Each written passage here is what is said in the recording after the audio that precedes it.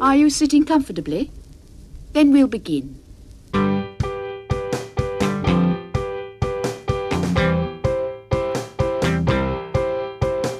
10 minutes left. Yeah, but there's still some time. It's not the final score. We need more than the numbers we're given. Show us you live and breathe the game. You're more than a name. That's what we came for. We can bring you more than the score. Every story. Let's take this thing off of the field into the real world, away from the numbers,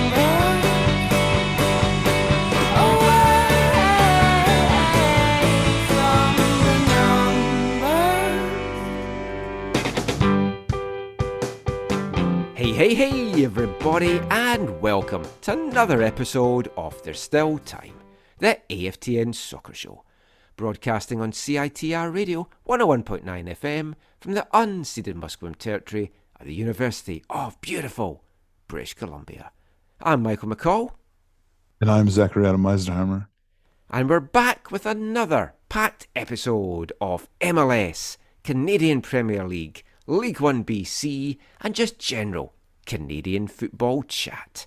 We've got a lot to bring you in this episode, but good to have you back on the show, Zach. Had to do it all myself down the coast last week.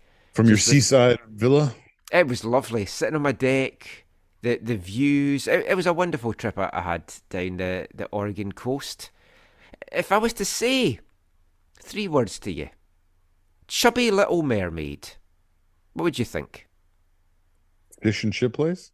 I thought you were going to say, was that my little pet name for Caitlin these days? But no, it's not. Although it might be after we ate at Chubby Little Mermaid, maybe a few too many times. It's now my favourite bakery and cafe down the Oregon bakery, coast. yeah. It's in Seal Rock. And, they do some fantastic stuff. We went there a little bit too often. Oh, Michael. I feel like a chubby little merman now. There you go. Yeah, have I salvaged that back? A chubby little mer couple? Yeah, that's nice. Factor Annie, our dog, into that as well. But no, it was a nice Did she little eat the break. pastries? Did Annie eat the pastries? No, she was quite good. She didn't eat anything she shouldn't have eaten. That's good. She loves it on the beach. Coming from Mexico, where she lived 2 minutes from the beach, so it was nice for her to get back there. It's like a homecoming. Also, it was crazy hot coming home. 33 degrees my car peaked at various stages, but it was lovely. How's your 2 weeks been? Well, the big thing, of course, is last weekend was Brick Can. Yes. Are you familiar? We've talked about this before. Yep. You So the do. Lego convention. Yeah, and you have that. It's like instead of like walking on the hot coals, you try and walk over Lego bricks or something. That's Oh, there is challenges, but that's not one of them.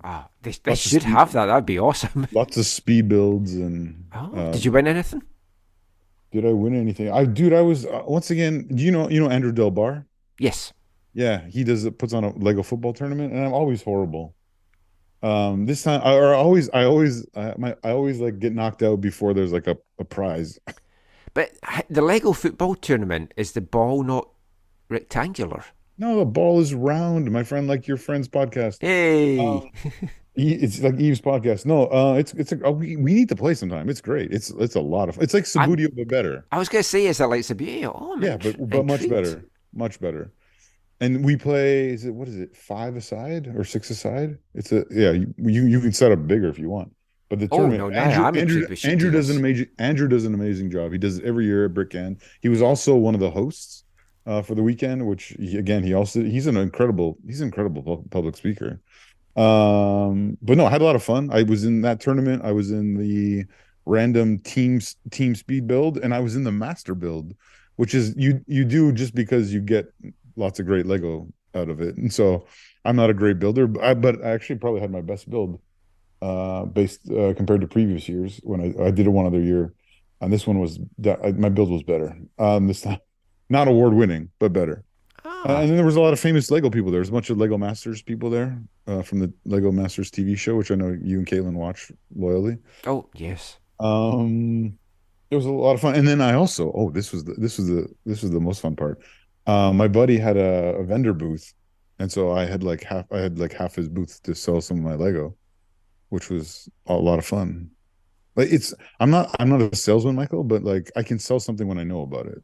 Ah. You know what I mean? So Maybe I should. Maybe I should go one year. totally. Dude, I've been to Bread Can, where I entered the Master Baker competition in the tournament, and then the Fish Can, the fishing tournament, where one of the competitions was like you had to get the bait on the hook, and you could be the master baiter by the end of that.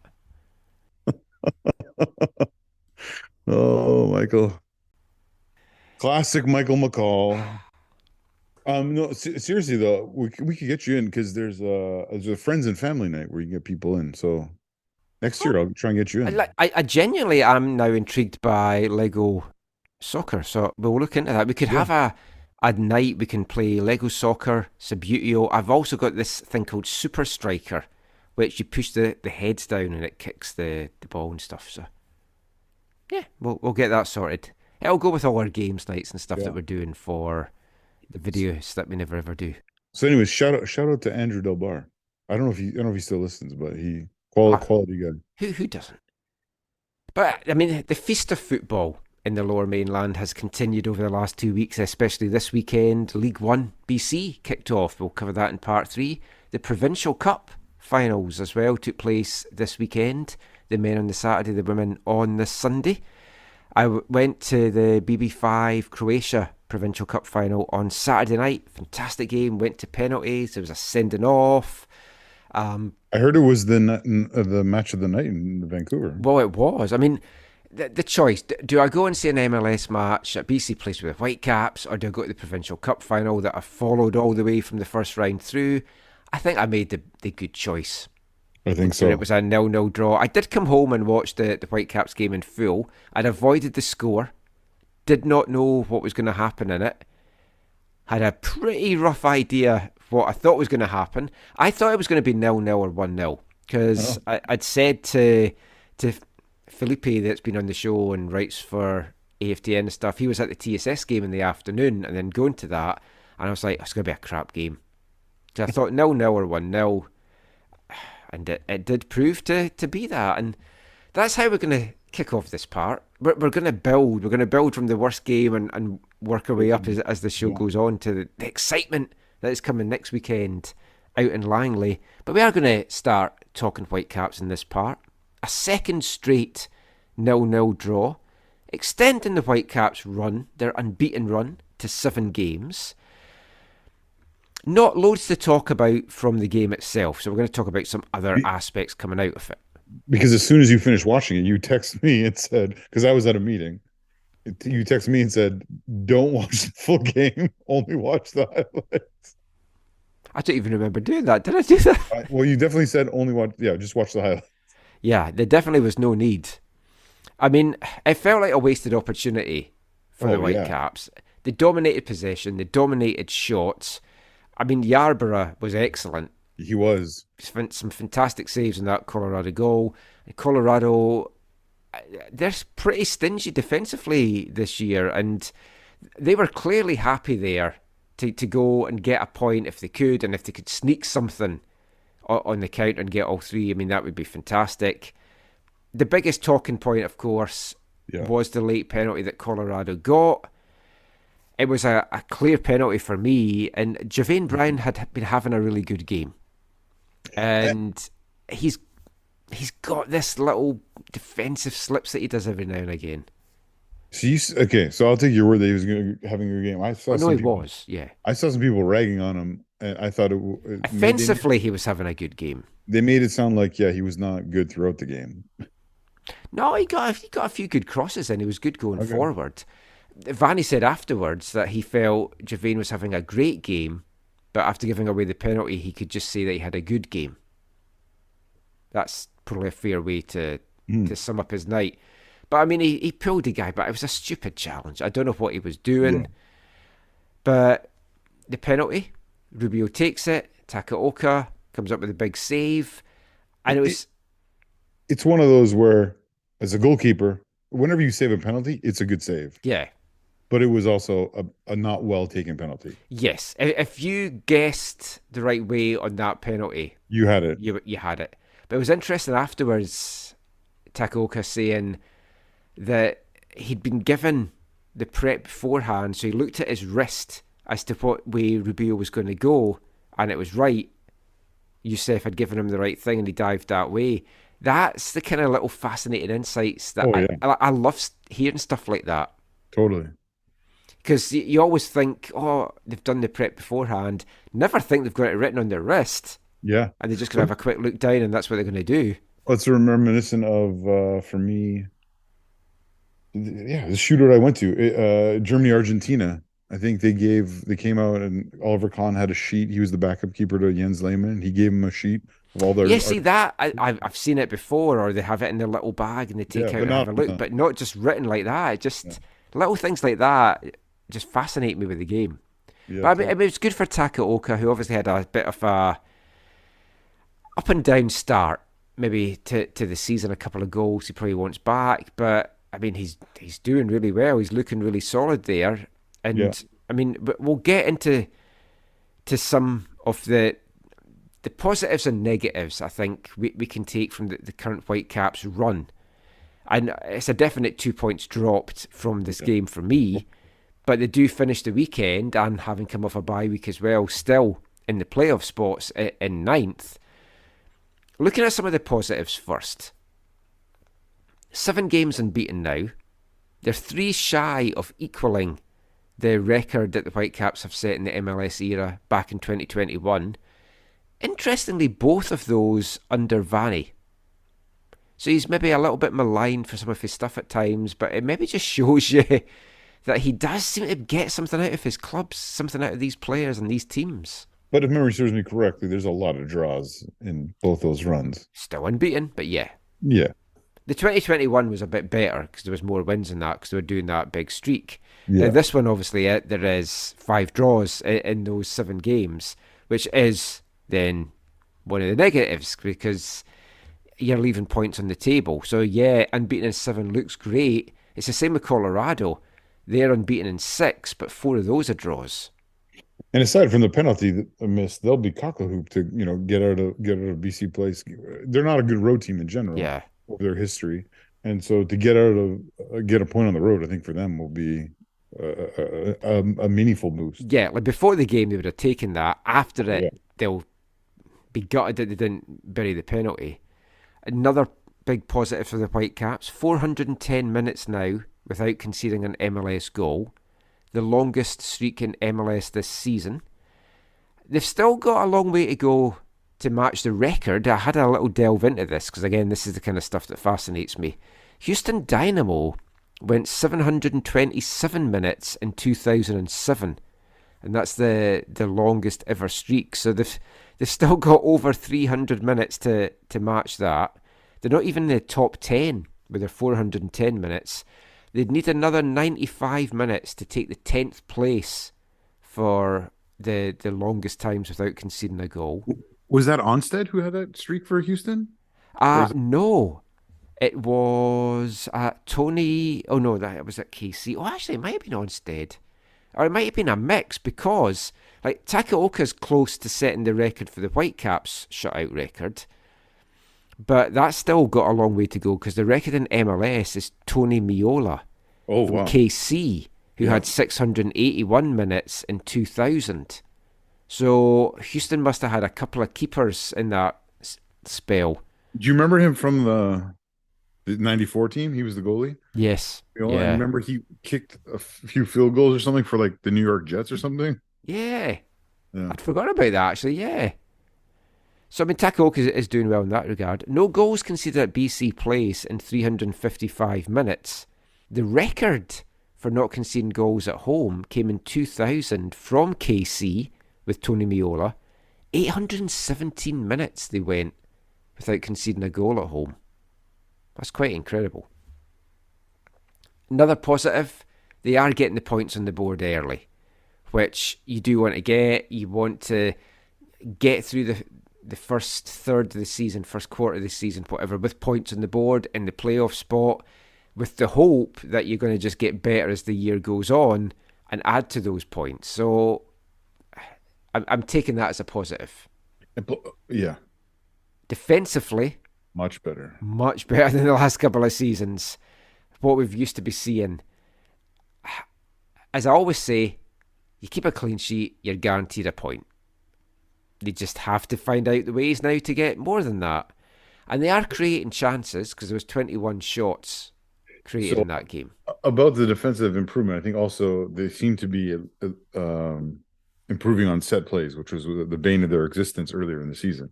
And when it comes to those chances, they created some really great chances. There was, I think it was, they're all in the second half, and there was those 3 left-footed chances. So you had the second phase of a corner, I think it was, from Martins. That was some strike. Ali had Ali in chance. alone, yeah, almost. And then you had a left-footed strike from the snake-bitten Brian White that couldn't quite get under the keeper, or Yarborough, who had the big game.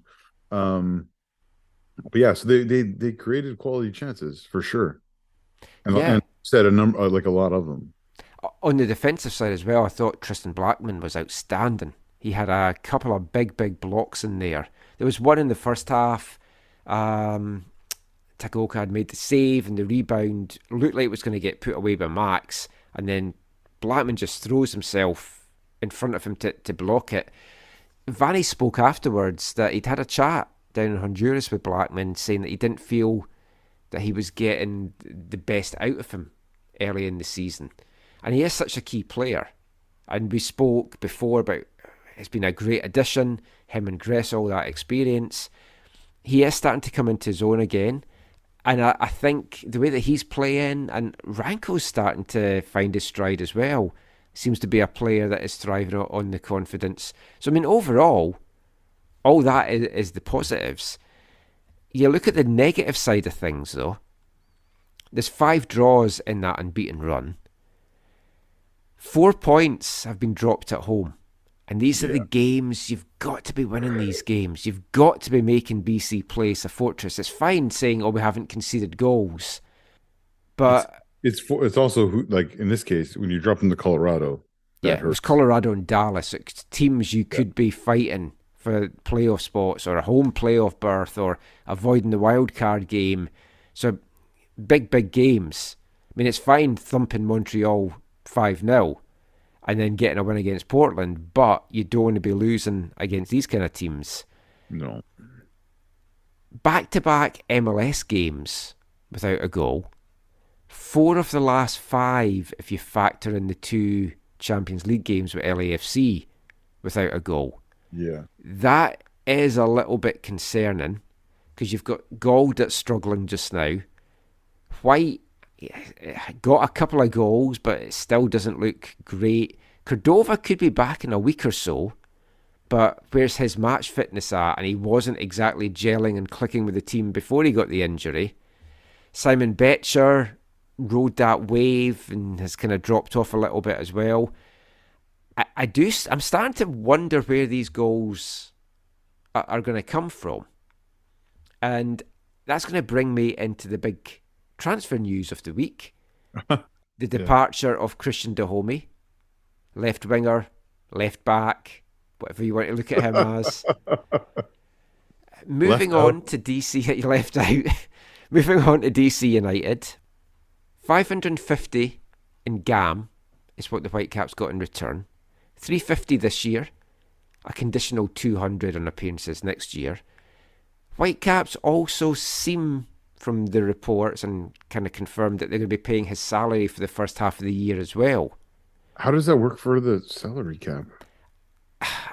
First half of the year. Okay. Yeah. Initially, it looked like they're paying it for the whole season, which is a case of like, why are you doing this move? But it feels he was moved on because he didn't fit, because he's a winger, and Vanny doesn't like wingers, play wingers. should he maybe be playing wingers to get the most out of these chances, or do some more creating of the chances, spread the field a little bit? That's the big question. Yeah, but he doesn't seem super tactically flexible, right? I mean, there's flexibility within how he likes to play, but yeah, he doesn't want to use wingers, right? Wing backs, yes. Full backs occasionally, sure, but not actual wingers. He wants the width to come from those defensive positions as opposed to attacking positions. You want those attackers inside the Golds, Vites, those kind of players making things happen in there. And the crossing from the wing back, fullback is maybe, you could say, secondary, maybe in his ideal setup. So it's not surprising, right? No, it's just right now, it's hard to see where these goals are coming from. Yeah. And yeah, we hit 5 against Montreal, but I think that is an outlier. We can pretty much say, yeah, because like what they were up against, and it was 10 men, and they didn't push on from that the way I hoped they were maybe going to push on. But they are creating the chances at least, which then makes me think, well, do they just need different personnel in there? Should they be looking at making an addition offensively in the summer? Is Cordova going to be the answer if he gets fit? Well, the Dajo move gives them an international spot as well, right? Yeah, and there's no point in getting this gam if you're not going to do something with it.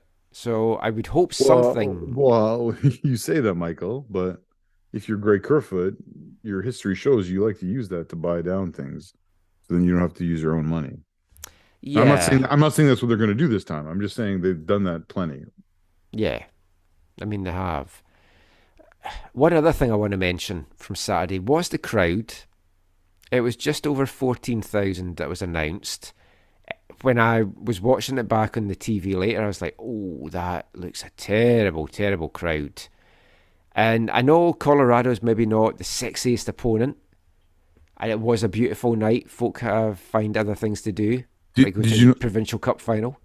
Did you know that there was a lacrosse match apparently going on?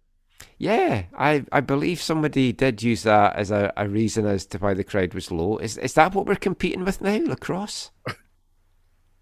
I think it was lacrosse, to be fair. I did ask someone. I heard it was like their fan appreciation night.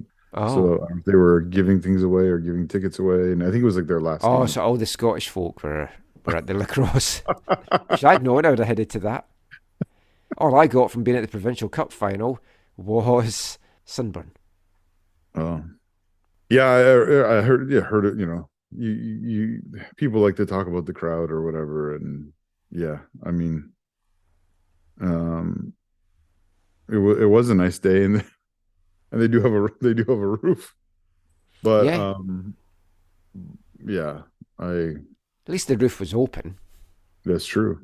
Yeah, but I mean, it goes down. We've had this discussion. We won't hash it out again. But folk have been saying to me that they've just lost interest in the team because they're not watching them on TV because of the Apple deal. Oh yeah, I've heard people talk about it in that context as well. I've had a couple of folk message me saying, I'm still listening to your podcast, but I'm not watching the games. That's interesting. But well, I mean, it's interesting. Like I'll equate this with I watch a wrestling channel. It's a UK one called Wrestle Talk, and when WWE was really bad for a spell there, folk weren't watching the wrestling, but they were watching their review shows the next day just so they could have them talk about what happened, because it was far more entertaining than actually watching the show, and a lot less than 3 hours. Whereas in our case, we're twice the length usually of how long the Whitecaps games take. So. Yeah, that's really interesting that people are saying this to you. Now, this is also an interesting when you talk about the Apple thing, because again, we don't know the actual number of season ticket holders, because the 9,000 that's been given is season ticket and season ticket equivalent. Yeah. So that doesn't mean there's 9,000 people who have the Apple for free or include. Sorry, of course, yeah, ticket, right? So we don't know what that number is. So yeah, I can see that being I can see that being a struggle or a frustration if you're not a season ticket holder. If you are a season ticket holder, you can watch them as much as you want, Hmm. right? And all the Although extras and I've two complaints this weekend from the Apple thing. One, the sound quality was terrible at times in the Whitecaps game. There was a kind of buzz that was during it. They did fix it, but it was really annoying to start with. Secondly, I couldn't watch the WFC2 game live, and then I could not get in to watch. There was no replay of it. They're only showing it live, so you can't watch it on demand. So I missed that, which they ended up losing 2-1, so I just watched the highlights. But that was disappointing as well. It's hard to find the games, the WFC2 games at times on it. on the app. Yeah. But also, if they're not there on demand, that's just... That's unfortunate. Yeah. But again, so how many people have that free with their season ticket? And then, because for those who do, obviously they're not in that group that's complaining about not being able to watch the game, right? No. But it's the other folk because, I mean, I was hoping that this game on Saturday was going to be on TSN, so I'd PVR it and I could... Because on the PVR would tell us when you fast forward through it, you're watching it. Yeah. But when you fast forward through an Apple, you're not watching it as it fast forwards through. That's what I don't like about the streaming things. It's the same with football and One Soccer. I like to be able to, if I want to watch the game quicker, do it that way. Yeah, I agree with you on that. And that was the game on Saturday I really wanted to watch quicker. But Minnesota, but also the number is also, I think this is important. I think you mentioned it before. The number is 14 out of 34 games are on TSN, right? Yes, yeah. So but some of those are home games, or the bulk of them are home games, which doesn't help because the fans that would really be interested would be going to those games as well. It's the away games that you need to have up. You would think they would be like, let's just show away games for the teams so that we're not trying to hit the crowd. Maybe that's something that they'll look at for next year or something. I don't know.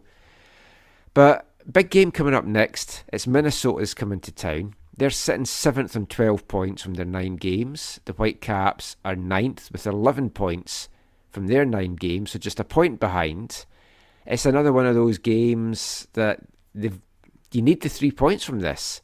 And it was dropping points to the likes of Minnesota last year that cost them in the end for getting in the playoffs. Literally at the end. Yeah, so that's going to be... It's going to be an interesting one of how they approach that.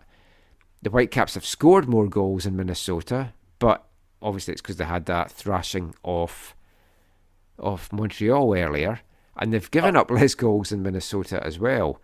I forgot to check earlier in the year. How long is Reynoso's injury for? Like, how long is he out for? I don't know.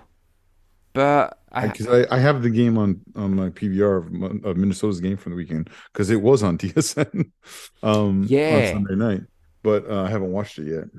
I haven't had the chance to watch any of the MLS games from the weekend, so that's why we're not going to do a recap of it. Just a couple of things I do want to talk about. Sporting Kansas City lost at home to Montreal. Yeah. Both the other Canadian teams won this weekend. Yeah. Montreal get the big win that they needed to hopefully kickstart their season now. But Sporting Kansas City still without a win. The only team in MLS without a win. And I don't know, you probably won't have seen this. Har sent it to me, obviously, because it was my BFF, Johnny Russell. Did you see what he said after it? No. It's a 20-second interview, or a 20-second clip, where he's asked how they turn it around. And 3 times in that 20 seconds, he's like, I just don't know how we change this. Wow. He looked just like, I've no idea how we can get out of this. I guess they're now truly living in the blue hell that they claim their stadium to be. Yeah, I mean, they are in a dire state just now. And, I mean, the pressure's got to be mounting on Vermees. I mean, the Galaxy, though, as well, they're still sitting second bottom. Another defeat for them to Orlando at the weekend. Out on top, Seattle, 20 points from their 10 games. St. Louis, 19 from their 10. And then LAFC, 18 from their 8. Still undefeated. it's tight just now.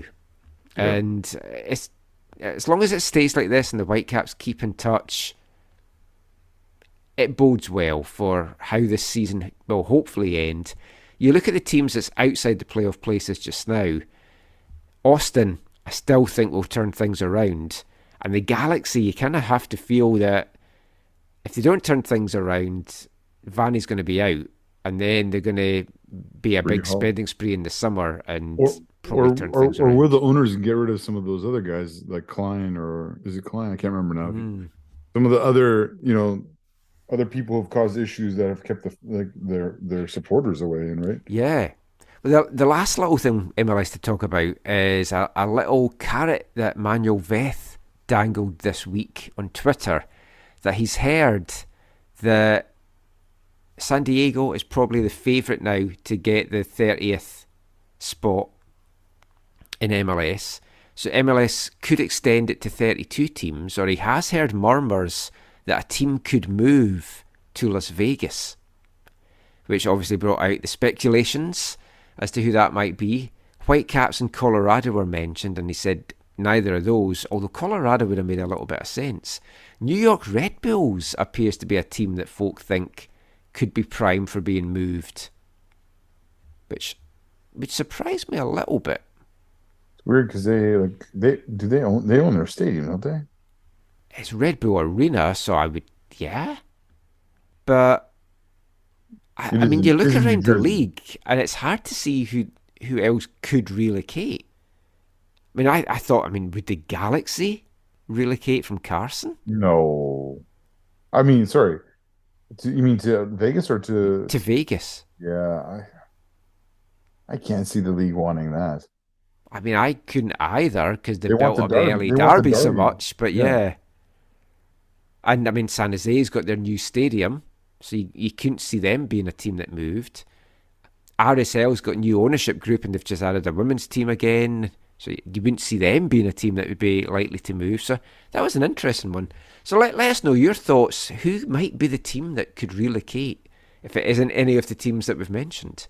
Because I genuinely look around the league, and unless it was maybe Dallas or Houston, because they're just not drawing and they feel they could maybe do better. I don't know. But anyway. That's an interesting one. Yeah. That is it for the MLS chat. We're going to take a break from talking about football currently in Canada in the next part, because we're going to do a book review of sorts as we speak to Farhan Devji, chatting about the new book he's got coming out about former Whitecap, current Bayern star and Canadian national team star Alphonso Davies, and we'll be back with that interview after this. Hi, I'm Tristan Blackman, and this is the AFTN Soccer Show.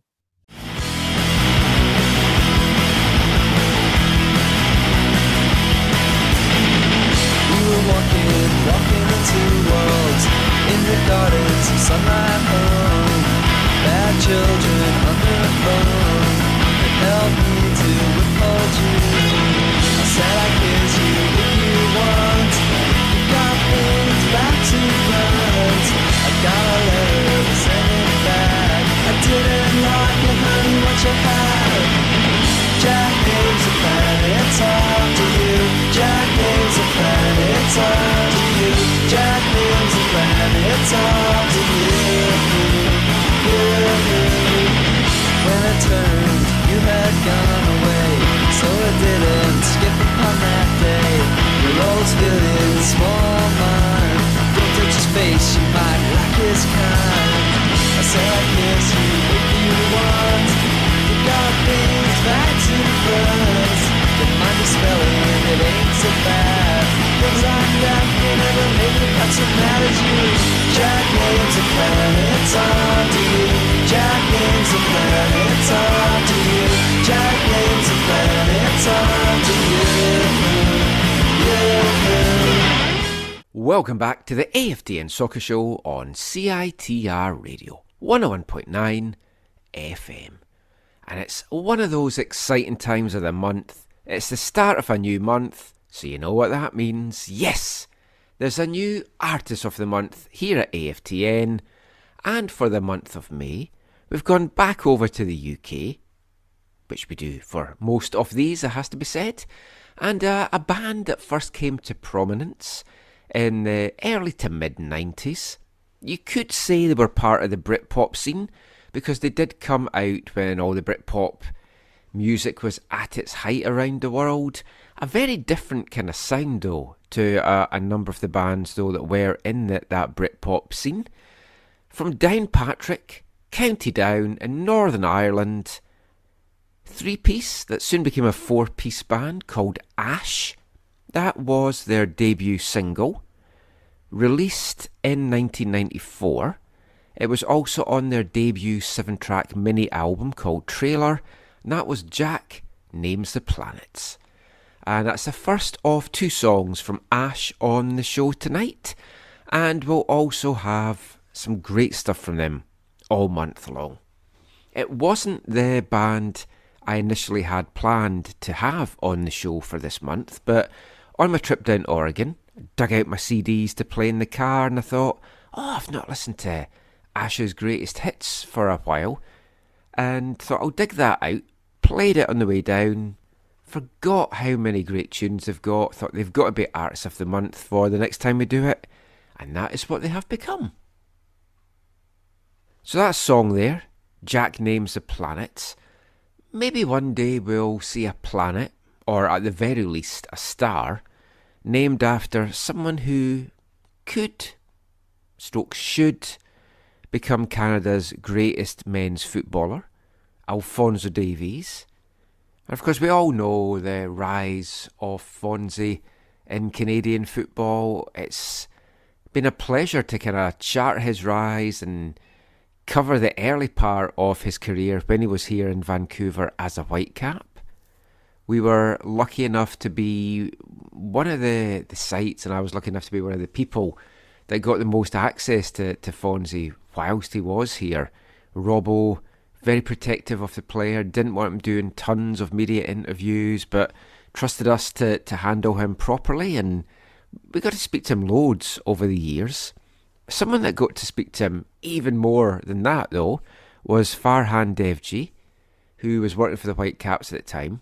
I've known Farhan for a number of years, and as I'm sure you know, Farhan has his debut book, Alphonso Davies, A New Hope, came out the day that this podcast drops, Tuesday, May 2nd.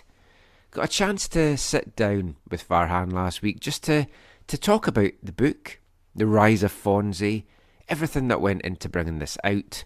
So go stick the kettle on, grab your biscuit of choice, sit back and enjoy our feature interview for this episode of the podcast with first-time author Farhan Devji.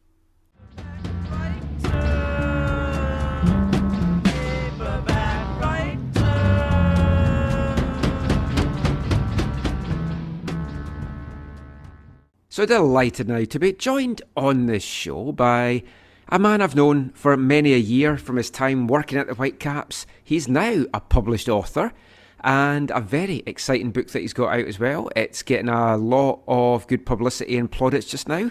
Welcome to the show, Farhan Devji. Yeah, thanks so much for having me. Like you said, we've known each other for a while, but we've never done this before. So no, it should be fun. I know. I should have got you on when you were with the Whitecaps just to chat about stuff, but we never did for whatever reasons. But yeah, the reason we've got you on the show this week is to chat about your new book, Alphonso Davies, A New Hope, holding it up to the camera just now, which doesn't help for the podcast, but just to show that I have it with me. And I've been working my way through it. I'm a slow reader at times when it's super busy, but it's been my holiday read, and it's been an excellent book. I mean, first thing to ask you, how have you kind of found the initial reaction to it? Because obviously it's not out for sale yet, but I think some advanced copies have gone out to people that's ordered it. That's right, yeah. Yeah, so pre-orders are starting to arrive, and it's starting to pop up in some stores, even though the official publication date isn't until May 2nd. So yeah, starting to get some reaction, and people have been very kind and positive. Actually, speaking to a friend today who was reading it, obviously this friend is biased, but she's not a soccer fan, and she said that this was not what she was expecting in the best of ways, because she was worried it would be a lot of soccer that she couldn't really understand, and that wasn't the case. So obviously, like the first chunk of the book is all about the backstory of, the Liberian War and Alphonso growing up on the refugee camp, and the transition to like a young immigrant family living in Canada, I think, things like that. So that was a nice compliment from her. But yeah, overall the reaction's been positive so far, as people kind of start to dig in a little bit. That's a good way to describe the book as well, because a lot of football autobiographies in particular, and obviously this is a biography, but a lot of the autobiographies, they're quite dull, and it's people that maybe feel they've got a story to tell just because of what they've done on the pitch, but their off-pitch stuff isn't maybe as interesting as what they've done on the pitch, and a lot of folk know what they do on the pitch. But Phonzie's story, to come from the refugee camp and everything like that, I mean, I knew little bits about it, obviously, from covering him and the team way back when he was here, and the stuff that the Caps did, but this went into a lot more detail, and there's a lot of stuff in it that I didn't know, and it's some of the most interesting parts of the book, because it's a fascinating story, just this whole journey. Yeah, and that was my goal, because like you said, his story has been told before. Like you and I have told it before, but my goal was to really dig deeper, and I think part of what has fascinated the general public is the backstory of being a refugee and where he came from. So I ended up speaking to a number of different people who lived on the refugee camp at the same time as Alphonso did, just on background.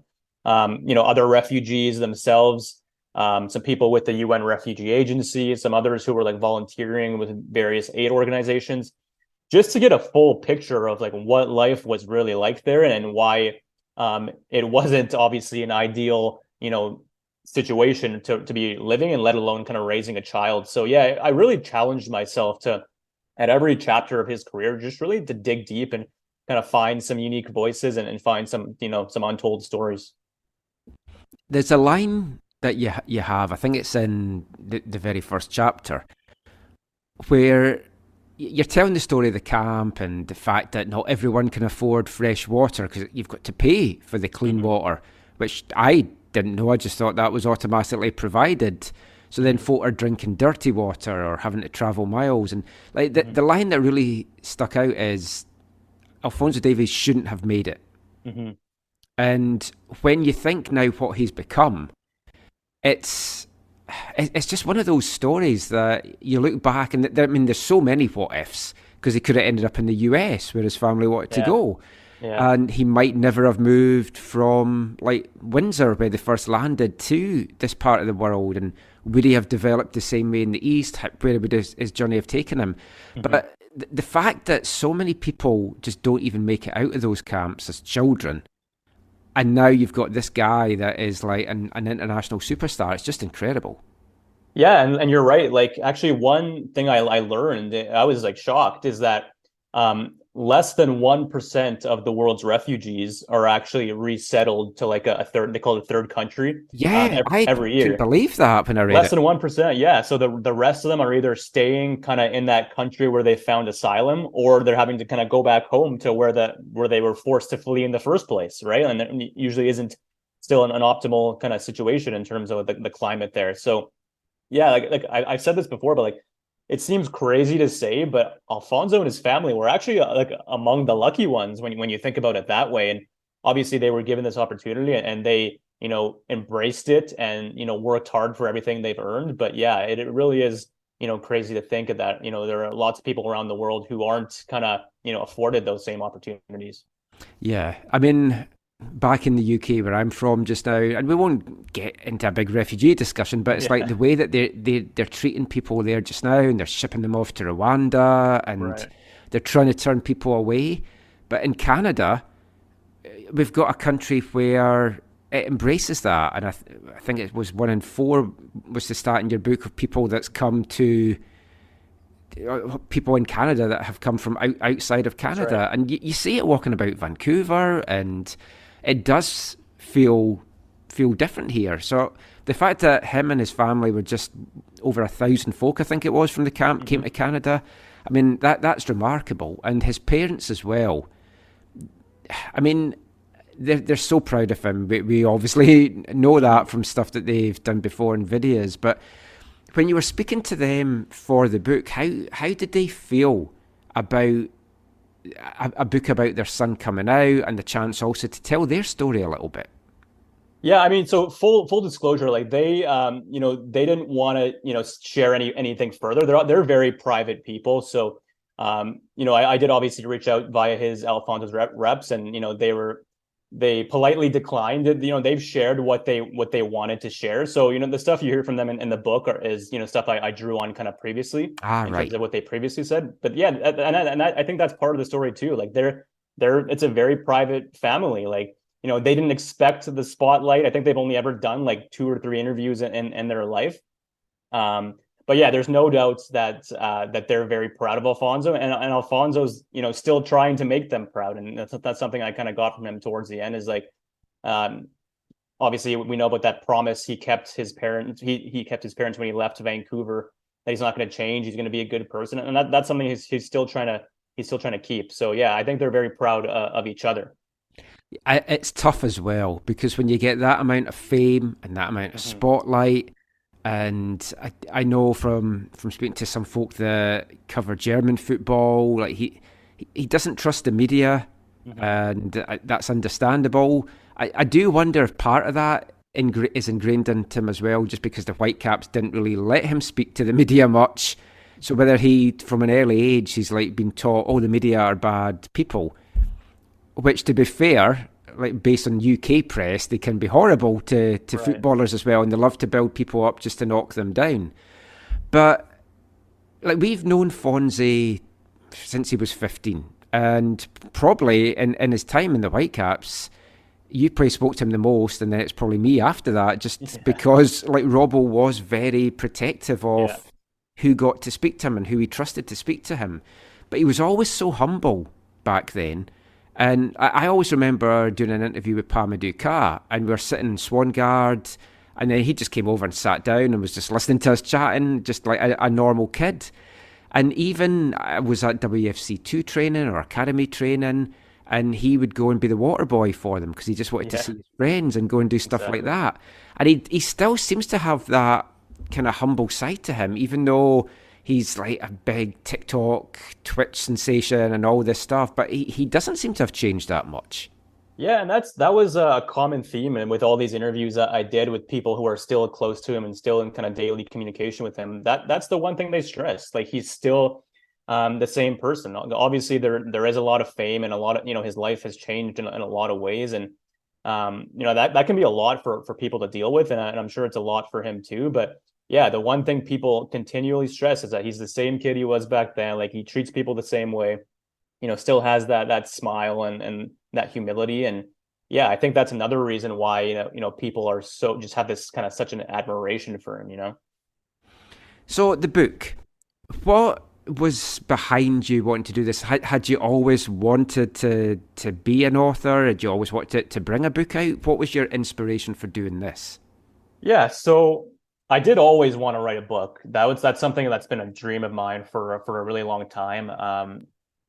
In fact, even when was it? Like back in 2016? Is that when the women's national team got bronze? Yes. Or the second time, right? Yes. Yeah. So anyways, back then I even was toying around with an idea, of writing a book about them, but I wasn't as close to that story. I think it would have been very hard for me. I didn't have those kind of connections in within that team. Anyways, I've always wanted to write a book. It was just a matter of finding the right story, right? And then, when I was with the Whitecaps, obviously, as we've talked about, like, we both kind of had a front row seat to Alphonso's kind of rise there. And, I ended up going to Edmonton in 2017, and we produced a documentary about his family's journey to Canada, and where I got to, meet the parents and his youth coaches and things like that. And that kind of planted the seed in my mind, because that's when I really realized like what an incredible story this was. But I think it wasn't until the following year, 2018, when when the transfer to Bayern Munich was kind of announced, but Alphonso was still in Vancouver, that's when I really started thinking about like, yeah, like I'd love to write a book about this. Like this is just amazing, right? So it was back in 2018, towards the end of that year, when I started, doing some research, putting some thoughts on paper. I started writing a sample chapter that Christmas. I remember that, very, very clearly. And then I kind of just sat on it for a couple of years. It was still a bit premature. Alphonso was still young. He hadn't even traveled to Germany yet. I was still kind of very busy with my own, life and job. So it was always kind of in the back of my mind, but I couldn't get it out of my mind, to be honest with you. And then when the pandemic hit in 2020, obviously people just, were forced to kind of reevaluate their lives and their careers. And I was still fortunate to have a job at the Whitecaps at the time, but I was just looking for something new and, just to get my kind of passion and creative juices flowing again. And I kept coming back to this idea. So at that point, I started, I dusted off my kind of book proposal and started reaching out to some publishers. Also reached out to Alphonso's reps just to kind of keep them in the loop, and told them I'd be, open to any involvement that they were comfortable with, knowing that, usually when someone's formally involved in a book, they're much older. So I wasn't expecting much involvement, but they were accommodating. But it was an independent project, and I ended up, I actually sent my book proposal out the day Alphonso won the Champions League with Bayern Munich. It was August 23rd, 2020. And then that ended up being like a long process in itself. Didn't hear back until I think maybe the end of the year. And long story short, ended up coming to an agreement with a publisher early the following year in 2021. At that point, I quit my job and just decided to really give this my all for like a 6-month period. And I was essentially writing the book, full time for 6-7 months. And there's been kind of continuous updates and edits, ever since. So it's been a long process for sure. Was it something you found, like the writing side of it, was it something that you found just flowed naturally in you? I mean, was there days that you're tearing your hair out and you're just staring at the page thinking, oh, I don't know what to do? Yeah, there were a lot of those days, like for sure. As I'm sure like a lot of writers have, good days and bad days. There were a lot of bad days where I just like felt like because I put a lot of pressure on myself, as I should. Like I felt a responsibility to really tell this story right. So I tried to put a lot of care in like every word. And there was a lot of like second guessing and rewriting and some tough days and some sleepless nights. But at the same time, it was like, this is one of the most enjoyable projects I've ever worked on. One of the hardest ones, but also one of the most enjoyable. And there were times when it flowed like nicely and times when it didn't, but I think that's all just kind of part of the process. Yeah, and I mean it's the first book on him, and I'm sure if he goes on if his career keeps going stratospheric, there'll be more books down the line on him as well. But the first book's always the key one because you are telling that initial part of the story. And we were talking before we recorded, like we obviously know his time in the Whitecaps, his time after he's left. I've kept it up to speed in what Bayern's won, obviously, and what he's done with Canada. But not being a Bayern fan or a Bundesliga fan, I haven't paid as close attention. So that's been interesting, seeing the adjustment and everything like that as well. But I've really enjoyed the early part and his time just playing in Edmonton and then coming here and everything like that as well. Is there any particular parts of the book that for you really stand out as you really enjoyed telling that part of the story the most? Yeah, I did really enjoy I guess I'll give you a couple because like it's hard to pick one, but I have a couple kind of for different reasons. Obviously, the initial chapters of like we talked about the upbringing and the early kind of move to Edmonton, like I really enjoyed those because like we said, that's a big part of the story, and just learning about some of the challenges they faced as an immigrant family and things like that. Like, those were, because I learned a lot there. That's why I kind of found those, enjoyable.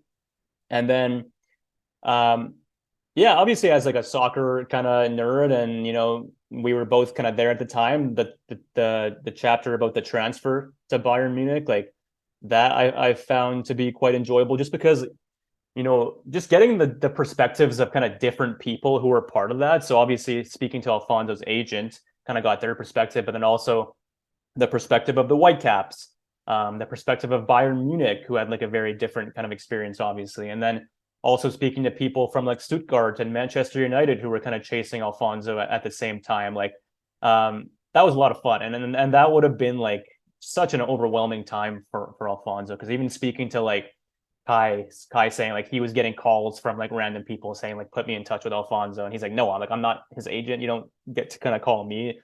And Pamuduka was getting calls, and Alphonso's agent was like getting calls and offers, you know, to for his son to join an academy if Alphonso joins this team, and things like that. It was just a crazy time. So yeah, I loved kind of hearing all those types of stories.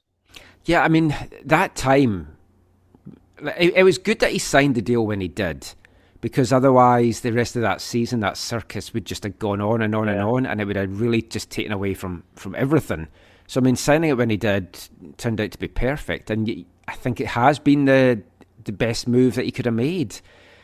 You look at some of the other clubs he could have gone to, and would he have been the man he is today if he had gone to there? Mm-hmm. Yeah, it's hard to say. It's hard to say. Like even when he went to Bayern Munich, like obviously right now it looks like it was the no-brainer decision, but at the time it wasn't really. Like as you'll recall, there was a lot of skepticism from people like that he wouldn't play, or right, like he maybe get loaned out. Like people were maybe suggesting he should have gone to like kind of like a lower level team, still in a higher league, but like a lower level team that he could maybe kind of step into easier. But no, everything seemed to have worked out. Like he obviously had to earn his opportunity. It didn't come right away, but within the span of a year or two, he was, you know, starting games and became like one of their key contributors in that Champions League winning season. So yeah, looking back on it now, it was obviously the right decision. And they invested, like Bayern, like speaking to their technical director, Marco Neppe for the book, like they put a lot of thought into their proposal. They'd done a lot of research into Alphonso. They even said like they'd seen his like dancing videos and things like that. Like they knew what they were getting, and they had done their research, and they had like a long-term vision for Alphonso, and obviously that has kind of panned out, I would think, mostly as expected. Just a few more things just to chat to you about when you were writing it and you're watching Canada's World Cup campaign play out the way it did, and then they get to the octagon and then they start Grood, and you're like, they're going to be going to the World Cup here. I mean, how exciting was that for you? Because you've got the perfect story. You've got a guy that came out of a refugee camp, maybe fortunate to have made it even over to Canada to begin with, and now he's playing at a World Cup, and the first World Cup Canada's been at for years, and getting the goal and everything. I mean, it's just it was like a perfect story for you, really. Yeah, and I'll be honest with you, like I said, when I initially pitched this in 2020, like you'll recall that Canada qualifying for 2022 wasn't even on the radar at that point. Like, yeah, it was more about, okay, they're going to host the 2026 World Cup. Not many believed that it was even possible. It wasn't even a talking point that they would qualify for 2022. And then, so my initial manuscript, like the first version of the first draft, I guess, was due in October of 2021, and that was before they even qualified.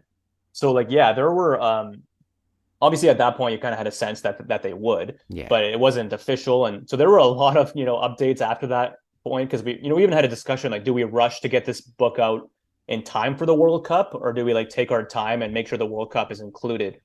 And we both thought, myself and the publisher both thought that was the better decision, just because like you said, like it could be the perfect ending to the story, and that proved to be the case. So yeah, I was watching the national team like everyone else very closely in those months, and even just leading up to the World Cup, it's like, okay, he gets injured a couple of weeks before. Is he going to play? Is he not going to play? So much attention on him. He does play, and then he misses the penalty in the first game, and it's like, oh no. And then he comes back and scores the next game, and then becomes, writes his name into the history books. Yeah, like, couldn't have scripted this, right? Because there were a lot of challenges, before that point, and then, but it just kind of felt poetic that it ended up being him to get that goal. Yeah, I mean, it's just been a fantastic journey, so well told in the book from start to finish. I know Phonzie put out, I think it was on Instagram, it might have been on TikTok, that he's got his copy of the book. Have you had any feedback from him or his agents or from the family or anything so far about it?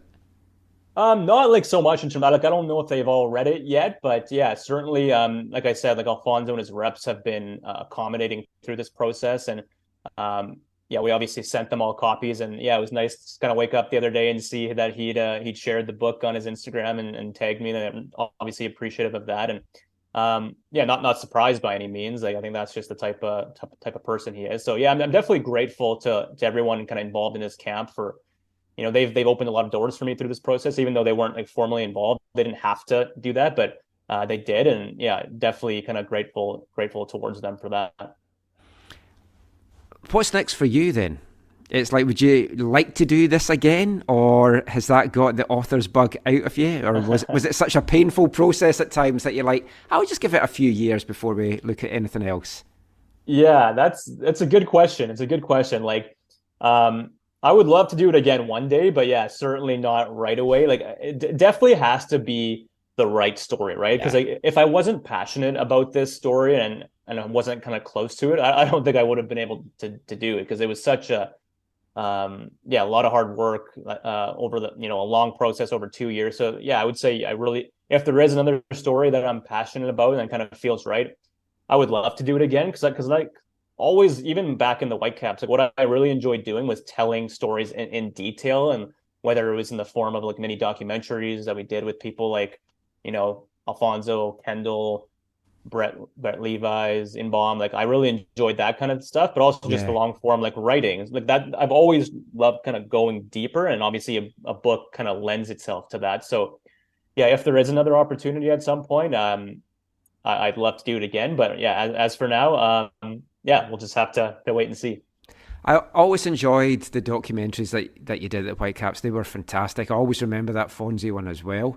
So delighted to have this book. By the time everyone hears this, the book will be out in all the usual places, online, in person. Alphonso Davies, A New Hope. Throw it again to the camera in case we take a still with that. But also, you're going to be doing a signing at BC Place as well. That must be a weird one for you. Yeah, no kidding. Yeah. Super thankful for the Whitecaps. So I'll be at the game on May 6th, selling and signing books. I don't know if anyone wants my signature, but I've been practicing it at home. So yeah, I'll be there at the game. And again, thankful for the Whitecaps for allowing me to do that, and just even for their support kind of through the book process. Yeah. Well, fantastic. Really enjoyed it. Thank you for sending along the copy before it was out for us to look at as well. Wish you all the very best. I hope it does as well as it deserves to do. It's been a pleasure catching up with you again, and I'm sure I'll see you soon. Might even drop by in the 6th and get my book signed. Yeah, sounds good. Thanks so much for having me. It was great catching up with you. That's great. Thanks so much, Farhan. Thank you. Dear sir or madam, will you read my book? Years to write, will you take a look? Based on a novel by a man named Lear, and I need a job, so I want to be a paperback writer. Paperback writer.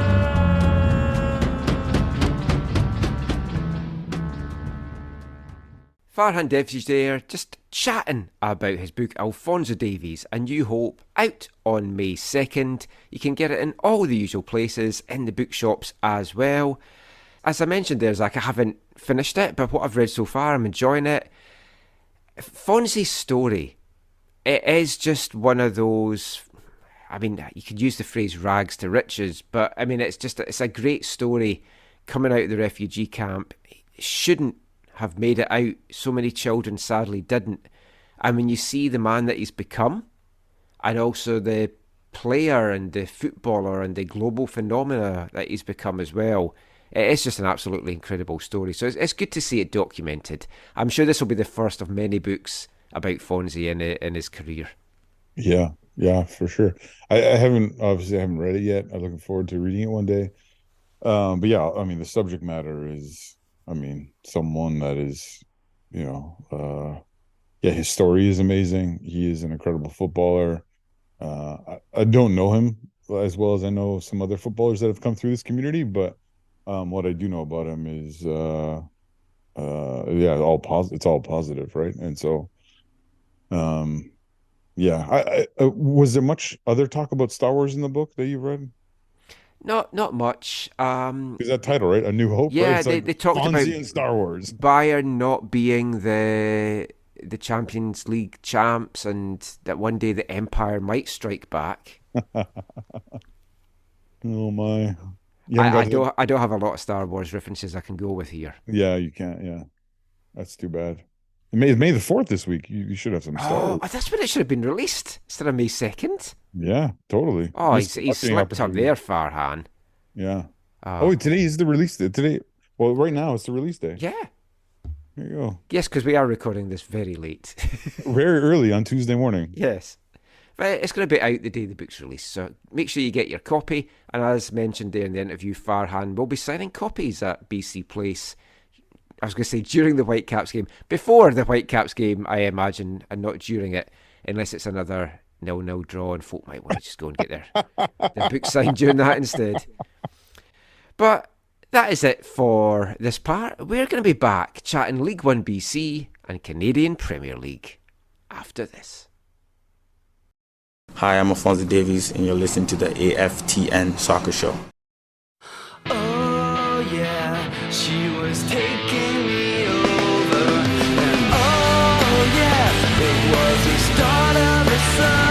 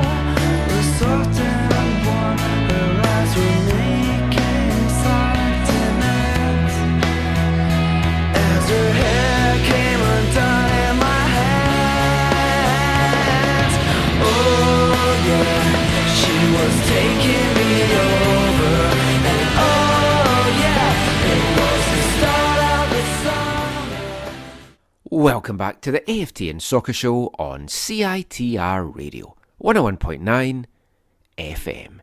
And kicking off this part, it's the second of our tracks from our new Artist of the Month for May here at AFTN. From Northern Ireland, Ash.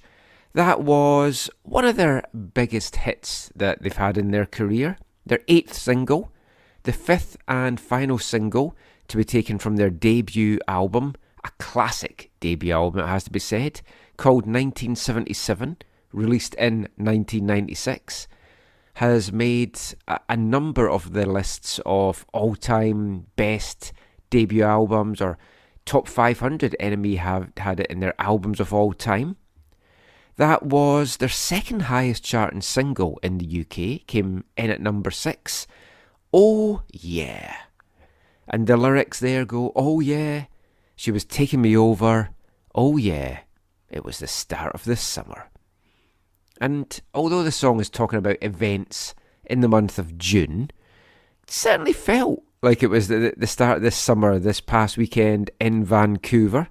Nice weather that we had in the Lower Mainland. Great weather I had as well down the Oregon coast all week.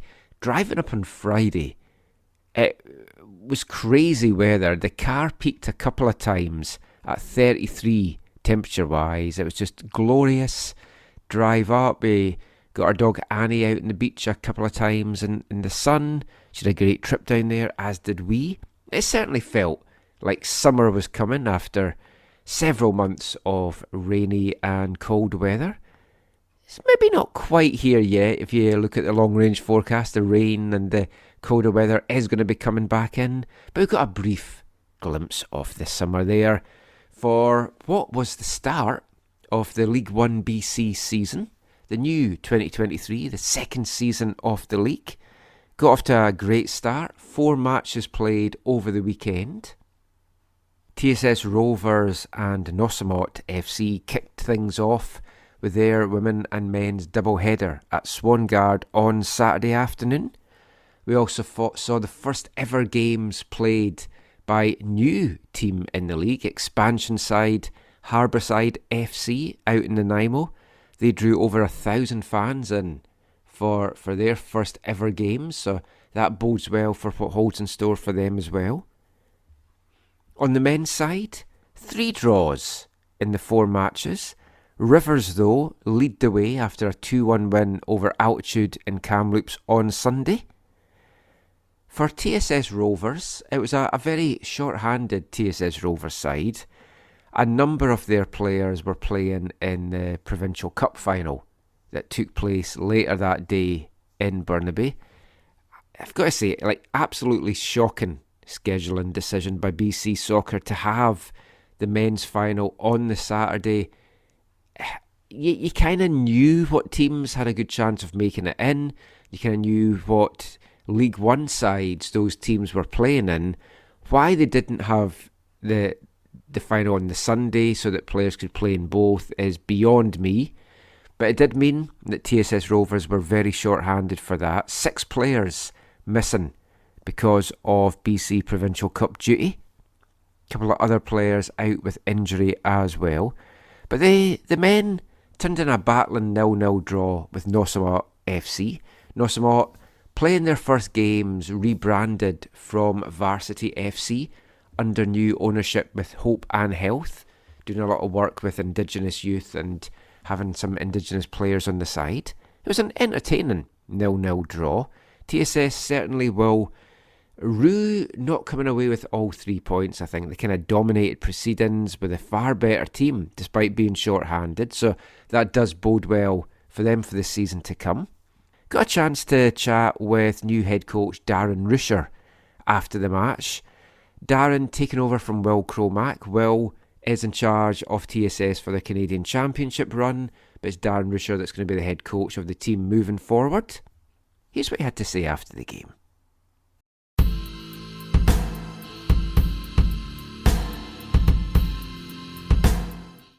So Darren, first match in charge as head coach of TSS Rovers, 0-0 draw.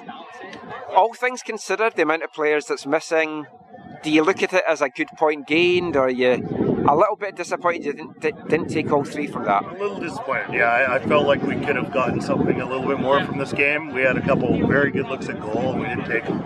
We didn't get that many chances, but we had a couple that I feel like we probably would have wanted to put away. You know, having said that, with everything in mind, like you mentioned, Mike, I think a pretty good performance. Some of these guys have never played together. A very hot day. The pitch wasn't very good. Ball was bobbling all over the place. All that considered, I would have liked 3. I'll take 1 begrudgingly. Well, I mean, it's an unbeaten start, and as we know from this year, every single point matters, because if you want to be in the Canadian Championship next year, you've got to finish top of the regular season. So, I mean, looking at the plus side, there was some really good performances out there. It's defensively, I thought that was a very solid backline. Very. Didn't give Nossamot a sniff at all. Nope. And in that second half, they just fell out the game. It looked like they were just happy to get away with a point. I agree. And, Tyler and Shia, they've never played center back before together, right? And they actually don't really, they can play there, don't get me wrong. Clearly we saw it, but that's not their preferred position.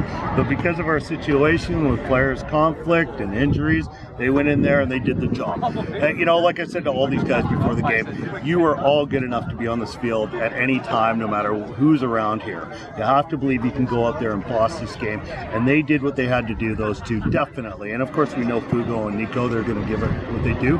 I was so proud of Tyler and Shia today. They did a fantastic job. Looking ahead to this season. It's a difficult balancing act. There's a Canadian Championship, obviously, but a lot of the guys that play in that, you can't put that team out week in, week out because of the age rules. Right. So how do you keep everyone happy? How do you not let folk get too carried away with this Valor win and look too far ahead? It's not easy.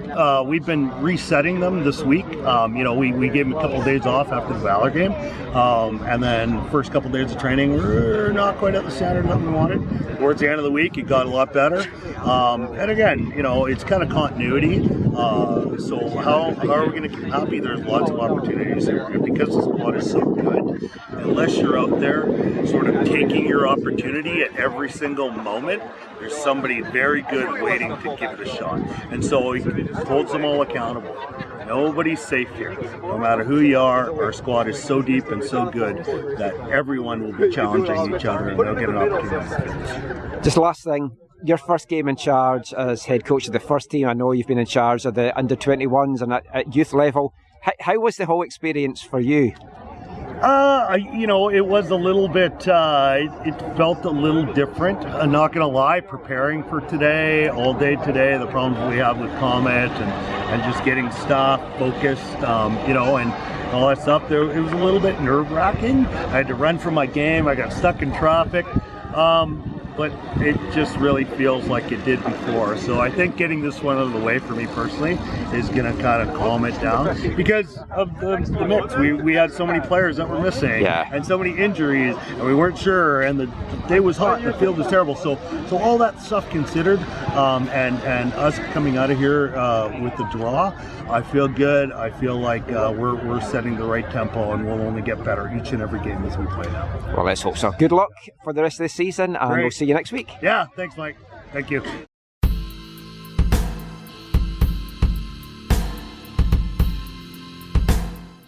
TSS head coach Darren Rusha there, unbeaten in his head coaching role for TSS just now. I'm sure he would have liked it to have been 100%, but he'll be happy with the point.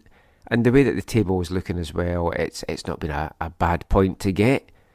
The regular season standings very important in League 1 on the men's side, because whoever finishes top after their 14-game season is going to be the team that then represents League 1 BC in next year's Canadian Championship. And with TSS obviously having that taste this year, they want to have that going forward for next year as well. Top 4 in the men and the women's division will move on to the playoffs. First plays 4th, second plays 3rd. 2 winners of that will then play a one-off match for the championship game. TSS hoping to go back-to-back in that. On the women's side, it was the Whitecaps Rex Elite side that lifted the inaugural women's championship last year. Fantastic game they had. A couple of late goals to defeat Varsity FC. And the Whitecaps women got off to another winning start to defend their title this year round. Also getting off to winning starts were 3 other sides, totally different from the men where it was all the draws. 4 women's teams got off to winning starts this weekend. Nossamot, Unity and Altitude FC, who had a very impressive win at Rivers, doing the damage in the first games of the weekend. Sadly for TSS Rovers, Nossamot's win came at their hands. It was a 2-0 win for Nossamot. Like the men, TSS Rovers side very short-handed and a little bit understrength and decimated for this one, not due to Provincial Cup action, but due to the fact they've got a number of NCAA players on their team that just haven't come and joined up with the team yet. Got a chance though to speak to TSS Rovers head coach Chelsea Hannison after the game, just for her thoughts on that season opening match and the season to come. Here's what she had to tell me.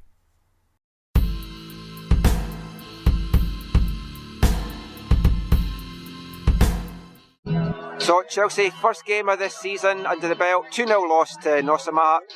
An excellent performance from the team though, especially considering how short-handed you were.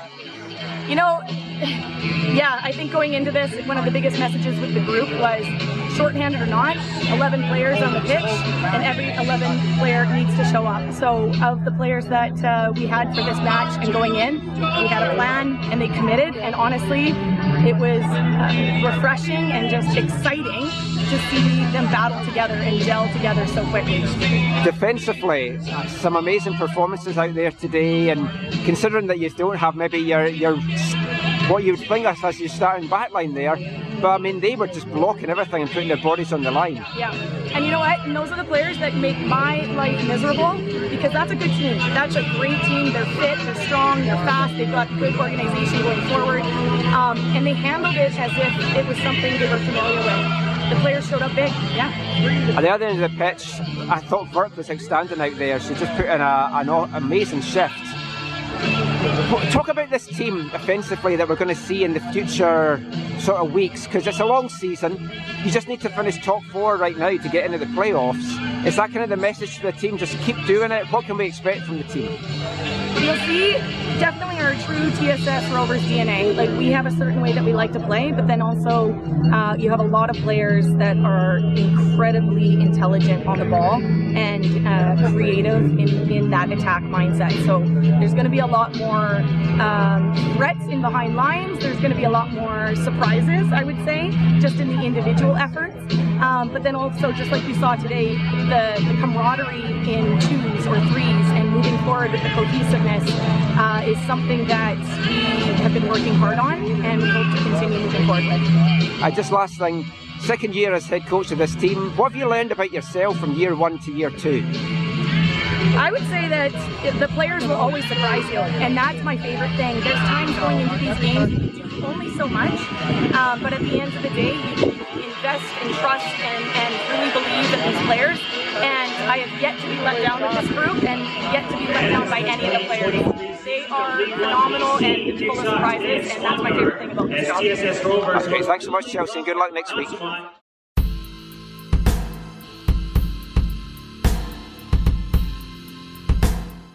So Chelsea Hannison there. Really excited for this League 1 BC season. If you heard Gideon and myself, we've got the commentary for TSS Rovers home games all season long. They're going to be on TSS Rovers YouTube account. All the games will be up on the League 1 BC YouTube as well. Now, they won't all have commentary. The way that the league has operated it this year, they ditched the deal with Home Team Live. Very glad about that. Was not a fantastic deal or service in my opinion last year. There's going to be 8 featured game days this year in League 1 BC. 16 matches altogether, so each game day will have a men and a women's match.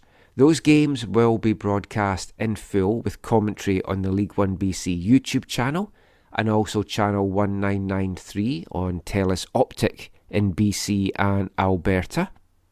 For the rest of the games, though, the clubs, they're basically fending for themselves. So some clubs just can't afford to stream live. Some clubs, like Altitude, I'm doing the commentary for them again this year. We'll do the commentary and film the games. They won't be streamed live, but they will be going up, hopefully within 24 hours, on the Altitude YouTube channel, so you can check that out.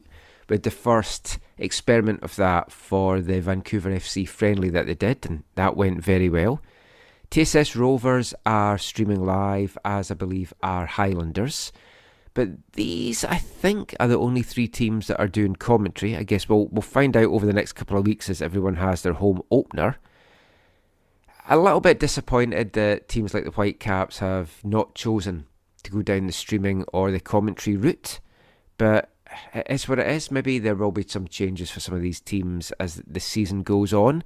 I do feel, though, for League 1, and there's a good article as well on Northern Tribune about this, it needs to be a standard-based league. It needs to have high standards, and for me, that should be every game getting streamed with commentary.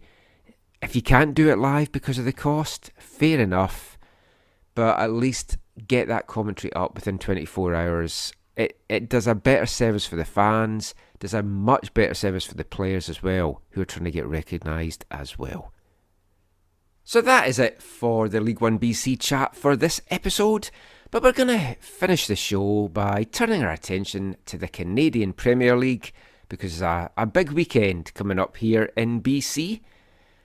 Looking at the CPL table, 3 games in, it's absolutely nuts. 3 points separating first and 8th, 2 points between the top 7 teams. The parity so far is certainly there, which is what you kind of want from the league just in general. You don't want anyone running away with it too early. Obviously, a lot can change as we get into the season. Valon Forge leading the way with 5 points. There's been 7 draws from the first 12 matches. Mm-hmm. York, the only team without a draw so far. And you look at it, and Cavalry, Halifax and Ottawa are all still looking for their first wins. But Cavalry and Halifax are also still unbeaten. They've drawn their first 3 games. The top 2 are also undefeated. Vancouver FC finally getting to kick off at home this Sunday. That's a big game that we're going to chat a bit about here. They're going to do so, though, Zach, 3rd in the table with a 1-1-1 record after Saturday's 1-1 draw in Halifax wrapped up a gruelling road spell for them. But I think if you'd offered Afshin 3rd place, 4 points from these first 3 games, I think he would have bitten your hand off. It's been a better start, I've got to say, than I thought they might have had. I don't know how you're feeling about it. Yeah, I think when you think about it, I'm pretty happy with the amount of points. Obviously, you never turn down more. But I think the bigger thing for me, Michael, that I've been more impressed with is like how they've played and how they've battled and how they've been in every match. You know what I mean? Like they're nowhere near like a perfect side, or they're not world beaters or whatever yet. But I just every game has been enjoyable to watch or be at, as in the case of the game on the island against Pacific. Did you not get the bus to Halifax? Yeah, no. One of our friends did. Him and his daughter were at the game. Yeah, I saw him posting on your Facebook group. Yeah, his one of his online names there is Robbo. I thought you'd like that. He posted them. And I got to see those tonight. And he said he had a great time and was, greeted warmly and enjoyed the match. Because of I can't remember what it was, work. Because of work I couldn't watch. Well, because of work I couldn't watch the cup match in its full live. Yeah. And then the first. Of course, I haven't had you on since then. Yeah, robbed by that penalty.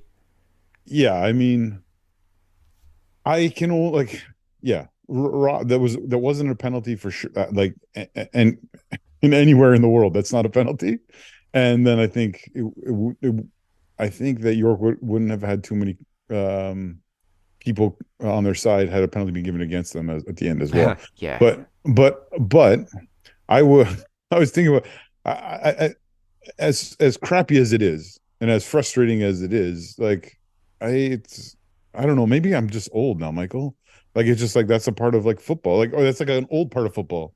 The calls go your way, they don't go your way, or whatever. I can only imagine certain other clubs if they had gotten that kind of officiating, the uproar and the freaking out. Maybe there's lots of people freaking out on social media that I haven't seen, but I mean, it robs the first ever game against another local team, but that'll come in good time. And looking back on it, it is one of the things that I did actually.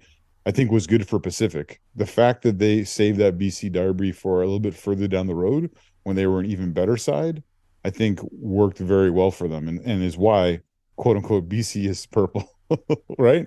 For now, soon to be red and black when the Pirates sail over the sea and take that BC derby. I think they'd have to maybe bring Swan Guards along grass with them to maybe get that, but that definitely was a helper. The pitch was also shocking at the weekend. It was not in good condition. Ballard in that cup match. I mean, first off, congratulations. I know we didn't get to talk about it, so congratulations to you. I know it was an incredible night. I know how much it meant to you and how much fun you had, and obviously playing a new role was a different kind of enjoyment for you. Yeah, I mean, getting the 2 goals, I thought I did quite well up front. But no, like I didn't get to see all that match live, but I got to see most of it after work, or at least the second half. I think I got to see all the second half, maybe the end of the first half. But yeah, it was a Wednesday night. Yeah, I got to see at the end of the first half and all the second half live. Man, Valor looked like they were playing on quicksand. Yeah, like I know they have 2 opponents in their league that play on grass, but it almost looked like they never played on grass before. And they weren't, and they just weren't ready for the frenetic style that TSS played, where they just were constantly pressuring them. Like they could not get into a flow at all, and then they were also just shockingly bad defensively. And but they're top of the CPL, which obviously means that TSS can beat everyone in the CPL. That's how I'm now looking at it. As you remind me every other day via text. And lots of people have said that on Twitter, I believe, as well. But it's coming home. Congratulations to you and all the owners, and now you have this great BC battle against Pacific, and I'm looking forward to hopefully being able to watch part of that game after work, because it's a Wednesday night again. Or is it a Tuesday? It's a Wednesday, right? It's Wednesday, yes. Wednesday, yeah. So I get to watch most of it. But I wish I could be there with you, because I know you're going to spend the night. Yeah, going over on the Tuesday with the team, and then we spend the 2 days there. And I'll try not fall overboard celebrating on the way back on the Thursday.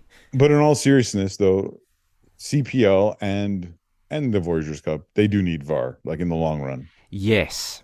And I think we've seen it in the league as well. Yes. This season. And we saw it last season.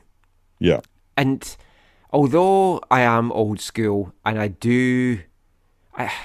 still like the games that don't have VAR. But when there's so many blatant errors happening, it helps the referee, and I think it helps their development, and it takes the pressure off them a little bit as well. Because as we've said before, the Canadian Premier League isn't simply about having a pathway for players. Obviously, that is like one of the most significant parts, or if not the most significant part. But it is building this football infrastructure across the country, and this football industry across our country. And a part of that is referees, and referees developing. And you're right, VAR done right can actually help referees grow. Mm-hmm. And you definitely could see the referees we've seen in both the league and the cup benefit from having VAR. I mean, VAR has kind of existed in BC soccer the last few years, because I was told that they use my videos that I do from VMSL and provincial cup games to go over stuff with the referee. Don't know if they have the lines and everything drawn or not. But I quite like that, because one of the guys was saying, can you put more footage in of like the tackles and the bookings and stuff, because we want to see how referees have handled stuff. So I've started to include a little bit more of that in the videos I do as well. Because whenever you're watching highlights, they haven't hired you though, right? No. Yeah. But whenever you're watching highlights like Match of the Day, and it's like they show just a random yellow card, you're like, okay, that guy's getting sent off later. Totally. Yes, exactly. Otherwise, there was no reason to show that. But let's get back to our CPL chat. So Vancouver FC have started well. Now, you talked about the supporters that were through and had said it was a great atmosphere. I've said before, I want to go and take a game in Halifax and I might have a chance to do that in October, which I'll tell you about later. Nice. Off air. But Afshin as well, post-game, was singing the praises of Halifax and how welcoming everyone was and what a great soccer community it was. So that was always good to hear. Oh, yeah, his words were very nice. Yeah. Did you listen to his press conference? I did, yeah. There were some really good questions on there. Yeah. Well, funnily enough, we're going to play a little bit of them just now. Let's see what Afshin had to say after that 1-0 draw with Halifax Wanderers.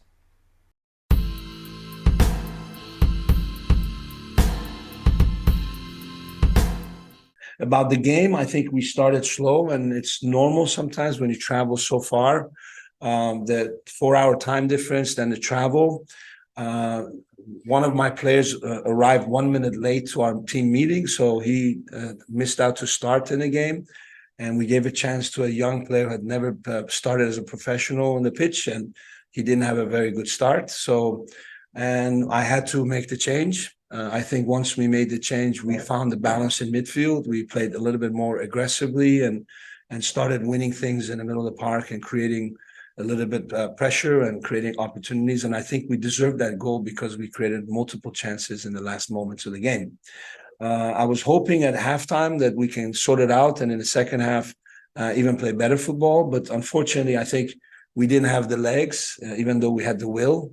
So mentally, I think we wanted to play better, but physically, you could see that we didn't have the power to do the things we wanted to do. So I think in the second half, I was not happy with our performance, even though we had an unbelievable chance to win the game in those last 15 minutes. So again, overall, I think it's a fair result. I think Halifax is a great team. It's a team that I think will do many good things in the coming games, and I'm sure we'll see them in the playoffs. Even with it being early in the season, you mentioned the traveling from Vancouver to Halifax. What can you describe, how that is for players, especially young players, dealing with that travel situation?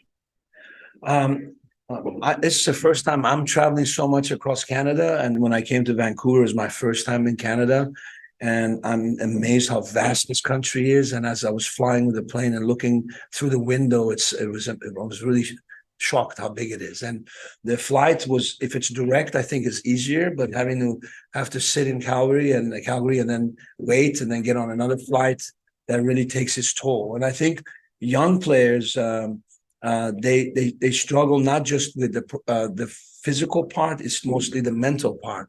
How do they, when they arrive at the city, how late do they stay up? Even though we tell them, do they bring the compression pants we talk about and drink the water that we have asked them to? So we can of course force feed them and then go to their rooms and make sure they're sleeping there. I think those are the things they struggle with, and it affects their performance, of course. But they will learn fast because obviously we're judged by our performances, and if it's not good enough, then they lose their position. The team started a little bit slow today. It felt like there wasn't a bunch of a lot of concentration at the very beginning of the match, especially on that goal between Callum and the two center backs. How do you think you can help the team make sure that they start off sharp and maintain a high level of concentration? Or is it just one of those things that because of the travel and because of the nature of the game being an away match, it's nothing you can really help?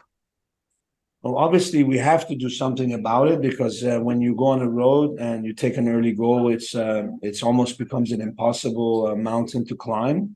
I feel that we as coaches are always trying to find the right way to activate our players physically and mentally to have good starts to games.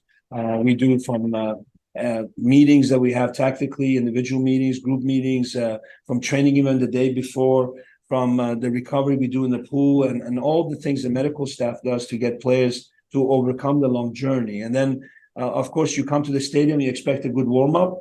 I just think that when you go from AstroTurf training every day, and then you playing games on AstroTurf and artificial ground, then you go on natural grass, that has a little, players struggle with that. The ball bounces differently, it rolls differently. Even as you're running, it feels differently. So I think that had something to do with it, with a lot of bad passes that we gave in this game. I think the connection in defense and the mistake we made tactically and the ball got played over us. That's something that is rare in our defense. I haven't seen any time for us to take a goal like that. Maybe it's the first time, even from all the preseason games. So I don't know what happened that moment. I have to see the image again, but hopefully we'll improve on that. But players are young. Our players are very, very young. I look at Crawford. He's 19 years old. This is the left back that he played a fantastic game, and he has not played in this kind of games with this kind of intensity and tempo 90 minutes every week, and this is his second professional game starting. So it's going to take time for us. I think we're going to grow every game, and I think that's why a lot of our opponents are worried about our team, because with such a short amount of time, we are performing at such a good level and are getting results. As time will go by, we're just going to get better and better and better. On the goal, it felt like a really quality and well-timed ball from Halifax. Did you feel like your defensive line was a little bit high, and did you adjust that as things went on? I think in that moment, they didn't anticipate the long ball. I think when you play that high and there's no pressure on the ball, of course, it's dangerous. So it's a combination of problems in not only from our back line, but also in our midfield line that we didn't really have pressure on the ball. So, I would expect my central defenders to be half turned at that moment and anticipate the long ball and get there. And I think there was a moment of a lapse of concentration. And again, I've seen it with top players in all over the world. When you travel that long and you have a 4-hour time difference, it's very difficult to be switched on and concentrated for 90 minutes. So I think we have to applaud the players for 1 point out of such a difficult game. Speaking of points, the typical formula in football is win your home matches and get at least a draw on the road. You're coming off of 3 away matches in which you've claimed 4 points. Can you speak about how significant it is coming home and how it bodes well for you in your first ever home match? It's massive. I think it's massive because it gives the players, the fans, the organization, the staff confidence. It also allows us to learn from not only when we lose, but also we can learn from when we draw and win. So a lot of lessons we can take from it. And I think what will happen is, as we saw even last year, the difference between first and fourth position at table will be very few points. So every one of these points will count. And a lot of teams are careless at the beginning. They give away points needlessly. And I think our team is learning how to take points, even when we don't play so well. We didn't play so well today, I think, but I think we played well enough to get a point. So that's really a good sign.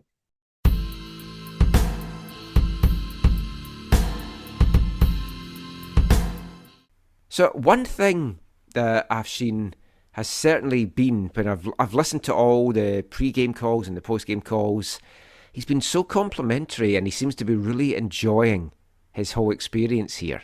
Like, never been to Canada before, didn't know much about the league. He's learning about the vastness of the country, which I was watching a show tonight, Race Across the World, which I was watching before lots of folk were talking about it over here. It's a BBC show of 5 couples trying to travel across Canada by land. They're not allowed to fly and they've got a budget. So they were going to Thunder Bay, and oh, how I chortled when they were like finding out where Thunder Bay was on the map and stuff.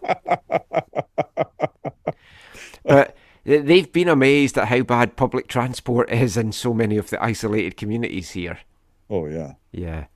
But it's like Afshin was talking about, I didn't include this in the audio, but he was talking about just that looking down at the country as he flies over it. So he seems to be really embracing Canada and the culture and the whole experience, which is fantastic to hear. Yeah, I look forward to sitting down and actually having a real conversation with him. I've met him briefly at the launch, which I was late for, where he was announced or whatever.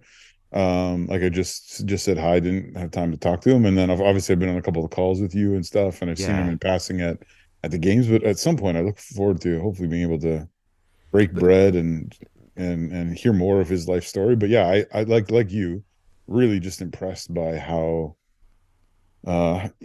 he speaks of the country, of the places he goes, the teams he's playing against, and yet also he's not afraid to speak honestly and freely and constructively critical of the league and where things are at and what could be better, and I don't know, I really have a lot of time for him. I'll speak to Caitlin. We'll try and get something sorted out. We'll sit down. Yeah. Well, and that's not my Caitlin. It's Caitlin. Caitlin, the media person at Vancouver FC. Oh, Caitlin White. Caitlin White, yeah. Oh, yeah, I've met her. I've sat down and had a brief chat with her. Oh, not brief. I haven't met her yet. We've just been sending emails back and forward chatting. I've hung out with her very briefly, but she seems really, really nice. I need to find out. I'm pretty sure she's either the sister or related to Eric White. that was with the Whitecaps 2 last year and is on Nosamat this year. But I didn't ask her that. I will find out. But yeah, actually, I'll ask you something about what we had in last week's show that I played, where Afshin was basically talking about the need to hire more staff because there's people that's doing like 4 jobs at Vancouver FC, and we know how hard they have been working to get this team up and running and off the ground, and the hours that they're putting in, they've all been multitasking. But it is something. I know money's tight for all these teams, and I know a lot of these teams are losing a lot of money. But for this league to grow properly, you need to invest in the infrastructure, and that includes the staffing side of it. Yeah. So I think, because actually I literally just had a conversation with someone about this. I think there might have one more hire on the football side of things. But my understanding, which this is a newer understanding, is that on the other side of things, on the operational side of things, that they're essentially at where they are or where they feel they should be. Now, well, that's where they feel they should be, and maybe where a coach coming in from other leagues that's had more stuff feels they should be. And not just that, but there's also and maybe you know more about this, or I can't remember all the details, but their salary budget, I think, has an element where it includes like at least the football staff, right? I think so.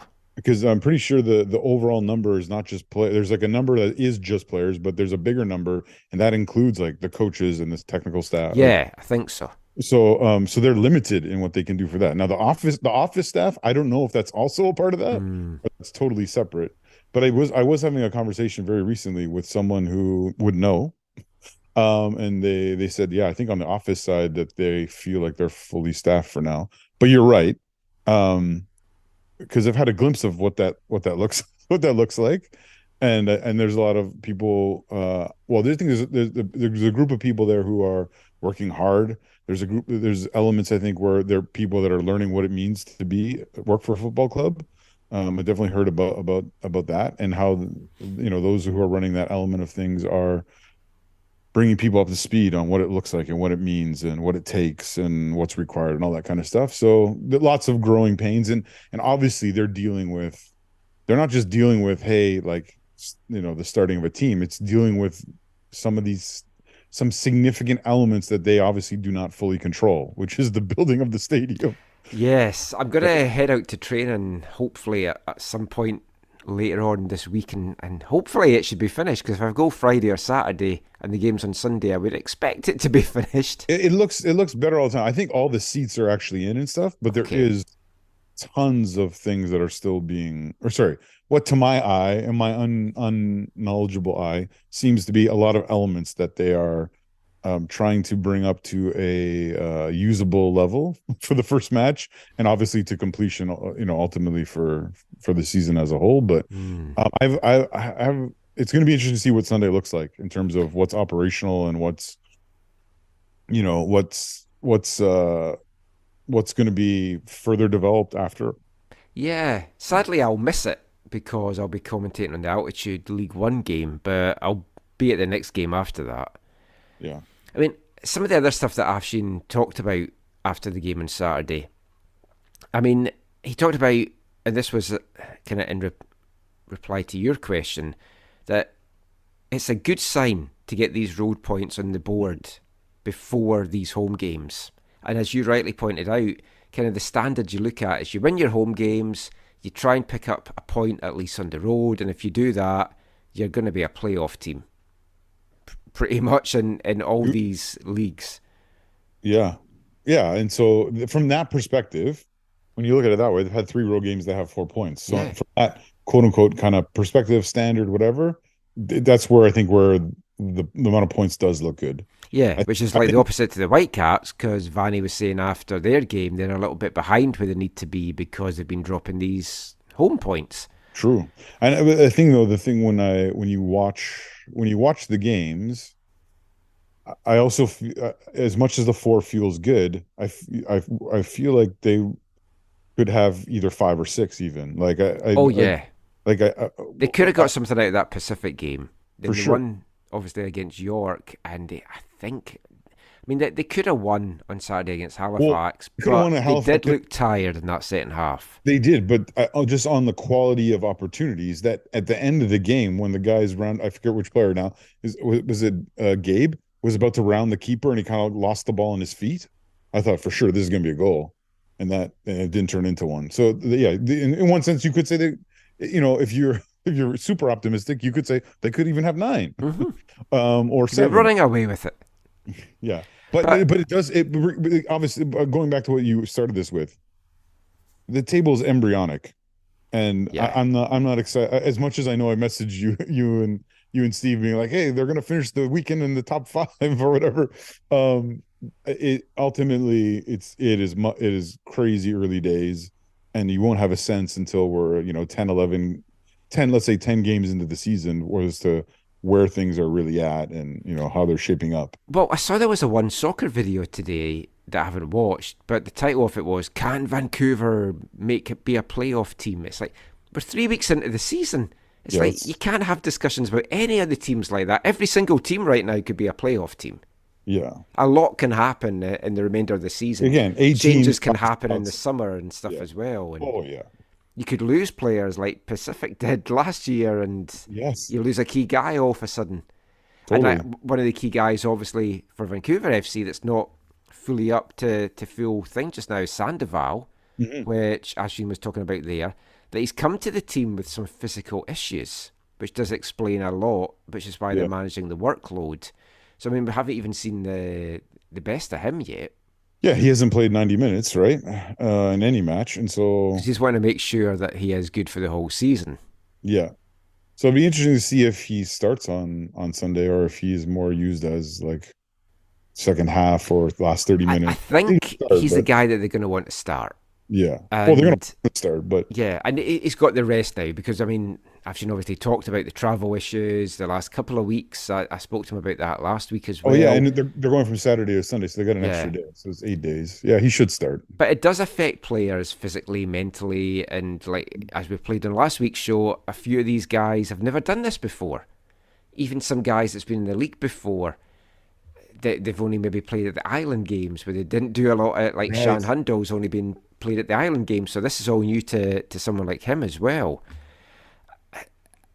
You talked about Afshin's honesty and he's not afraid to call things out. I thought it was interesting him just to come out and say that a player was dropped because he was a minute late for the team meeting. I thought that was great, wasn't it? I know, it's like, I didn't know Kakuta had joined Vancouver FC. I thought it was with Pacific. No, but seriously, 2 things, right? 1, he shows the players that this is serious. Yeah. 2, 3 things. 2, it gets another young player some minutes. And St. Louis, I know maybe he wasn't amazing in the 35 minutes or whatever he played, but he is someone who... That's an understatement. Well, he's one of the younger players. He wasn't chosen, I think, for the trip to Pacific. So I think he's one of the guys who was left behind, but battled and showed well in training, is my understanding, which is why he got to be a part of this trip. Yeah. And so I think it was, and then the reward was, hey, someone else is being dropped, you're being added. So yeah, it was a growing experience for him. So, okay, you show the players you're serious. You show players there's opportunity. And then thirdly, he showed that even though both those things are important, those first 2 things are important, ultimately we do need to get results. And so he's not afraid to say, hey, you're having a first half or your role in this first half is maybe limiting our ability to get a result in this game. So I'm gonna pull you off. Yeah. And Nima coming on, who obviously was the player who was punished with the non-starting, made a difference in the middle of the park. Like it was which was good for him because he's had a shaky start as well. Yeah, but in this game, I think his presence alone gave solidity to that midfield, along with the stalwart play of Elliot Simons. Yeah. Oh, like Simmons. Simmons. He there was it twice in that, or was it once in that game where he got called for a foul on just like an absolutely beautiful tackle. Did you see that one where he got called for the foul and it was just like, it was like perfect. perfect tackle, but he got called for the foul, which was ridiculous. Even was it Jimmy Brennan on the broadcast is like, yeah, that's never a foul. I'm sure he's had a few good tackles in his career as well. It's good to hear Afshin not being afraid to say stuff like that, but also, as you say, to react so quickly and make the changes. Yeah. Which is something I'm very critical of other managers in the past. And Vanny is like not maybe reacting to something quick enough that he's seen. So, I mean, that's a positive. He seems like such a composed, well thought out coach. Yeah. Like there's the balancing the Sandoval. Like he knew Sandoval was going to go 60 or 70 tops, right? So he's balancing all these things. He's bringing in players. He's seeing, at the end of the game, both Gabe and Shan are tired up front. So he brings in these young guys who create a bit, and there's a bit of they have half chances or whatever. Like, I don't know. I like how he's coaching. One thing I'll ask you again, I talked on the last show about, but haven't had your thoughts on it. What do you feel about this tie-up with Unity? I mean, there's the positives, obviously, of a guy like Nathaniel can go and get these minutes and learn and be competitive. We were talking about this on the TSS broadcast as well. I would have loved it to have been a two-way system. So if someone on Unity, like a Victory Shambusho, stands out, and all of a sudden it's like he gets a shot. Yeah, I listened to your podcast, and once again, I wondered why you ever have anyone else join you on it, because you don't really need it. You don't need us, Michael. You can just do this on your own. I do. I need other opinions. But no. I think, although your point is valid, I think as a pilot project, as a first-time thing, I think that it makes sense for it to be one way for now. Yeah, I mean, on the whole, I love it. I think it's a good thing. In terms of it being Unity for Vancouver FC, obviously geographically it makes sense. I have a strong appreciation for Mike Sheeran and know him a little bit, and so I hope that will bring fruit for Vancouver FC and will be meaningful for Unity. Some of the people in the Fanatics have already been like, hey, so now we got to get to Unity games and support them. Oh, that's good. Okay, yeah, sure. Like because they want to know the players, or they want to support, especially if our players are going down, to get experience to go and support them there and stuff. So that's good, because there was, when we were talking about this, there was talk, should we start with going to Unity games, and it just never worked out. Like we tried, actually, I don't know if we talked about this on the show or I just talked about it with you in the past. We tried to choose a couple Unity games, but the schedule was so bad with either my life or a bunch of our lives, or like just other events in it was the football calendar or whatever it was. And there was only a couple games that looked good, and then when we talked to people about them, it wasn't enough critical mass to make it meaningful, and so we never did it. But maybe that'll change this year. Maybe there will be some more of our people get out, and maybe I'll see you at a TSS Unity game. Oh, that could be fun. Yeah, get both. It's nice to have the supporters groups, because last year the only supporters groups that came for TSS was Altitude. So you had the supporters groups at either side, and they had their big flags and everything. And it was a lot of fun. Was there Altitude in the north end? Yes. They had smoke and they had a big flag and everything. Yeah, I would never go. Yeah, I would. You won't. Yeah, whatever. I know. Yeah, I know. You'd want to be under the stand for obviously having a roof. Yeah, for multiple reasons. Well, talking of roofs, there won't be one on Sunday. There's my little segue. And I think it's to rain as well, by the looks of it. So good luck, everybody. Yeah. But yeah, let's. If you don't have tickets, go buy them. Get out. It's going to be good. Get your rain jacket and come to the game. It's going to be memorable. Are they giving out free ponchos? I have no idea. Maybe you should make a suggestion. Yeah, black ponchos. That'd be interesting. I don't think there's such a thing as black and red ponchos. So black ponchos would be the best. I'm sure you can get red ones as well, but yeah, black. That would be just like a black mass. You could that could be the supporters section. Yeah, well, no, we'll talk about the name of that. Yeah, okay. Didn't think you'd like that one. But yeah, it is the home opener on Sunday. Cavalry are coming to town. They're only a point behind, because there's not much to choose between all the teams just now, but we won't really talk too much about the game. I just wanted to know, from your perspective, what this means to you to have this home game. You've been built into this for years, and as the supporters group as well, what this is going to mean to you on Sunday, and what you're hoping for really from it all. Yeah, there's a lot of excitement, but there's also like a lot of unknowns, right? We haven't been able to be in the ground together. I haven't been up in the section yet because I'm not sure if I get in trouble if I go in there into that part. I've been on the field and stuff, but I haven't been in any of the stadium parts. Like the you also want to make sure it doesn't fall down. It's like you're in there and it's like, oh, you haven't tightened the screws yet.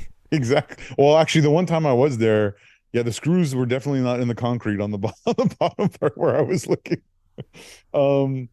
But no, so there's a lot of excitement, and yet there's also the like, okay, how is this gonna fully play out? You know what I mean? So I think hopefully the excitement and the joy of the occasion can carry the day, and then the next game we'll be able to be a little bit more ready for how things will best work. You know what I mean? So I guess I hope there's a lot of grace from people who join us in the end there, and yeah, I mean. The Pacific away game, again, same thing. We knew how many people there were going to be. We knew where we were in the stadium. It was a stadium we've been to before, but we didn't know, even with those 80 people, how they were going to, were they going to join in? And like virtually all of them were like, really joined in, like even more than I kind of thought they might. And so that was encouraging. Yeah. So if it's anywhere similar to that in like even just one of the 5 sections in the end, I think that'll be a good step, I think. You've got your beer cans ready? Well, the section is quite a distance from the pitch, so we need some, like, I don't know, baseball players or something. But no, Michael, we don't condone throwing beer cans, even though I know you do. Yes. I mean, we've joked before about the whole condone and condemn, which started Football Violence Awareness Month. There was an unfortunate incident at an East Fife game on Saturday, and I meant to read the East Fife statement out saying that East Fife were an all-inclusive club, but I said all-exclusive. On your other podcast? Yeah, just to make things worse. I seem to struggle with these meanings of things, but there we go. I caught myself and corrected it, but there's going to be some travelling fans there as well, making the trip through Cavalry, so hopefully it'll be a good atmosphere. I just hope it's a good occasion. It would be great if the rain does hold off. It would be fantastic to have a nice afternoon out in Langley. If you haven't got your tickets yet, get along. There's only one chance to go to a club's first ever home game. I'm sadly missing it, so don't you miss out either. I think there's still a few tickets available. Probably just a handful, but yeah. And no, I even have people in different soccer associations have been saying, hey, their association has tickets or whatever. So if you have kids who are in football, you might be hearing from your association. But cool. I'm genuinely curious to see what kind of crowd to draw for this one, for the second one, because there should still be a bit of a carryover. And I think it's the third and fourth games onwards that's going to be the really interesting ones, because the fourth game is the Friday night against Pacific, I think. Yeah, so that one should be a good crowd. Although I have seen some Pacific fans really not happy the fact that they switched their game to the Saturday, so Vancouver fans could go over without an overnight stay. But now they're having to come here on the Friday and have to have an overnight stay, and that is... Well, they should talk to Josh Simpson and have him... You know what that is, right? You know it's Friday night. I know it is, but I don't know why. You don't? No. It's because it's the unseen hand of the CFL people who think having a Friday night game is great because that's what they do in the CFL. That's what it's all about. That's what those Friday games are all about. They want to have like a Friday night game that the nation can tune into or whatever. They want to have like that's why they put some of those games on Friday night. They think knowing what Friday night traffic from here on the highway is to get out, hopefully there's a lot of fans buying tickets from the Valley area. And I want to hear, when I'm watching the game back on One Soccer, I want to hear the team run out to the skids into the Valley, and if they don't do that, I'm going to be very disappointed. I don't know what to tell you on that front yet. I don't know if that's going to happen for you or not. I mean, that is the song to go with. if you're listening, Rob, Caitlin, anyone, Gail Sandoval, I'm sure he's listening, to try and understand my accent a little bit better.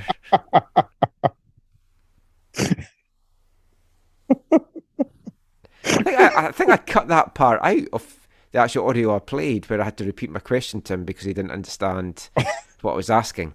Then I had to speak slower and I took it just a little bit too far. But anyway, let's hope it's a great occasion. I can't wait to get out and get into the stadium, which will be for game 2, but I will be there for that. So, yeah, let us know your thoughts on Twitter. Are you excited for this? Are you heading out to the game? We'd love to know.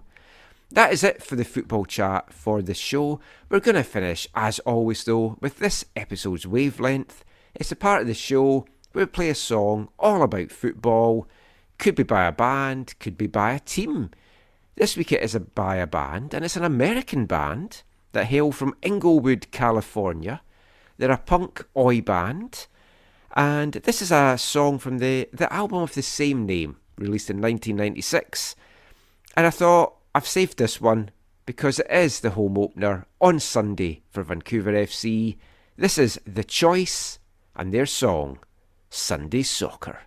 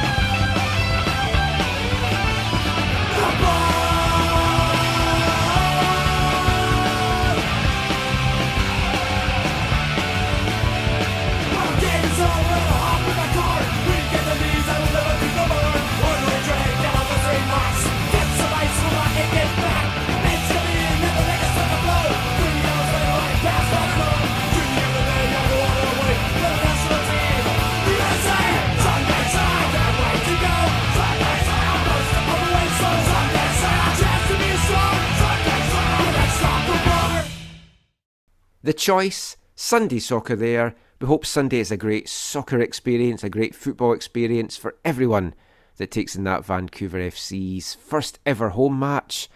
That is it for this episode of the AFTN Soccer Show. Thank you as always for joining us. Just before we go though, Zach, any final thoughts? Anything fun that caught your eye this week? Where can people find you online?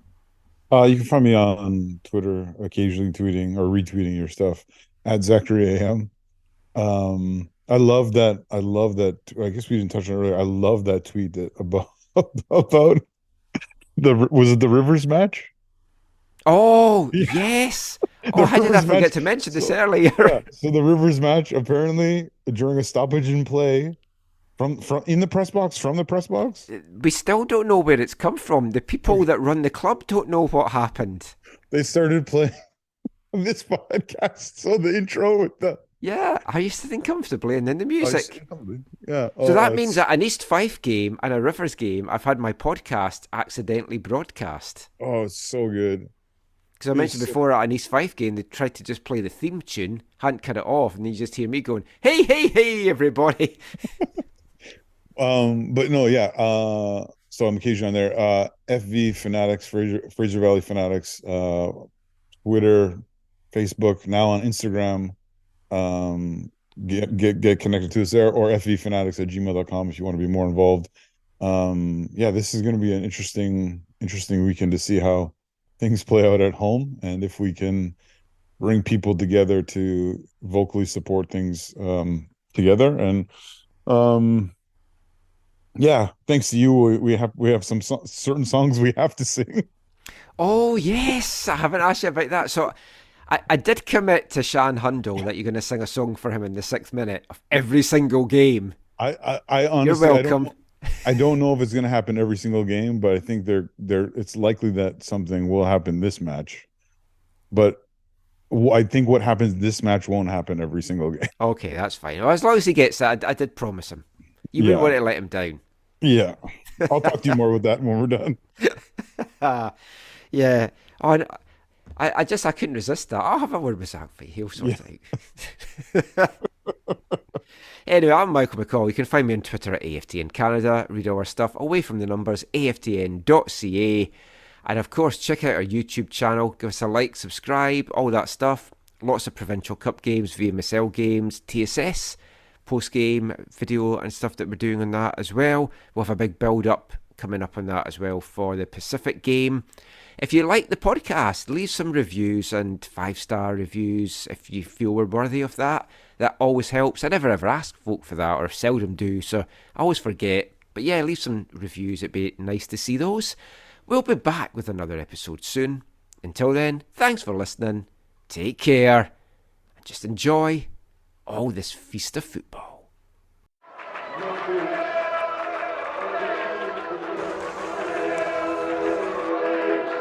Going to your first match is an experience you never forget.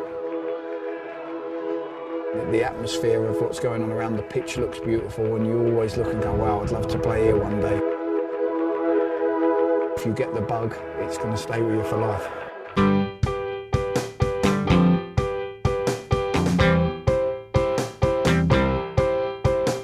10 minutes left, yeah, but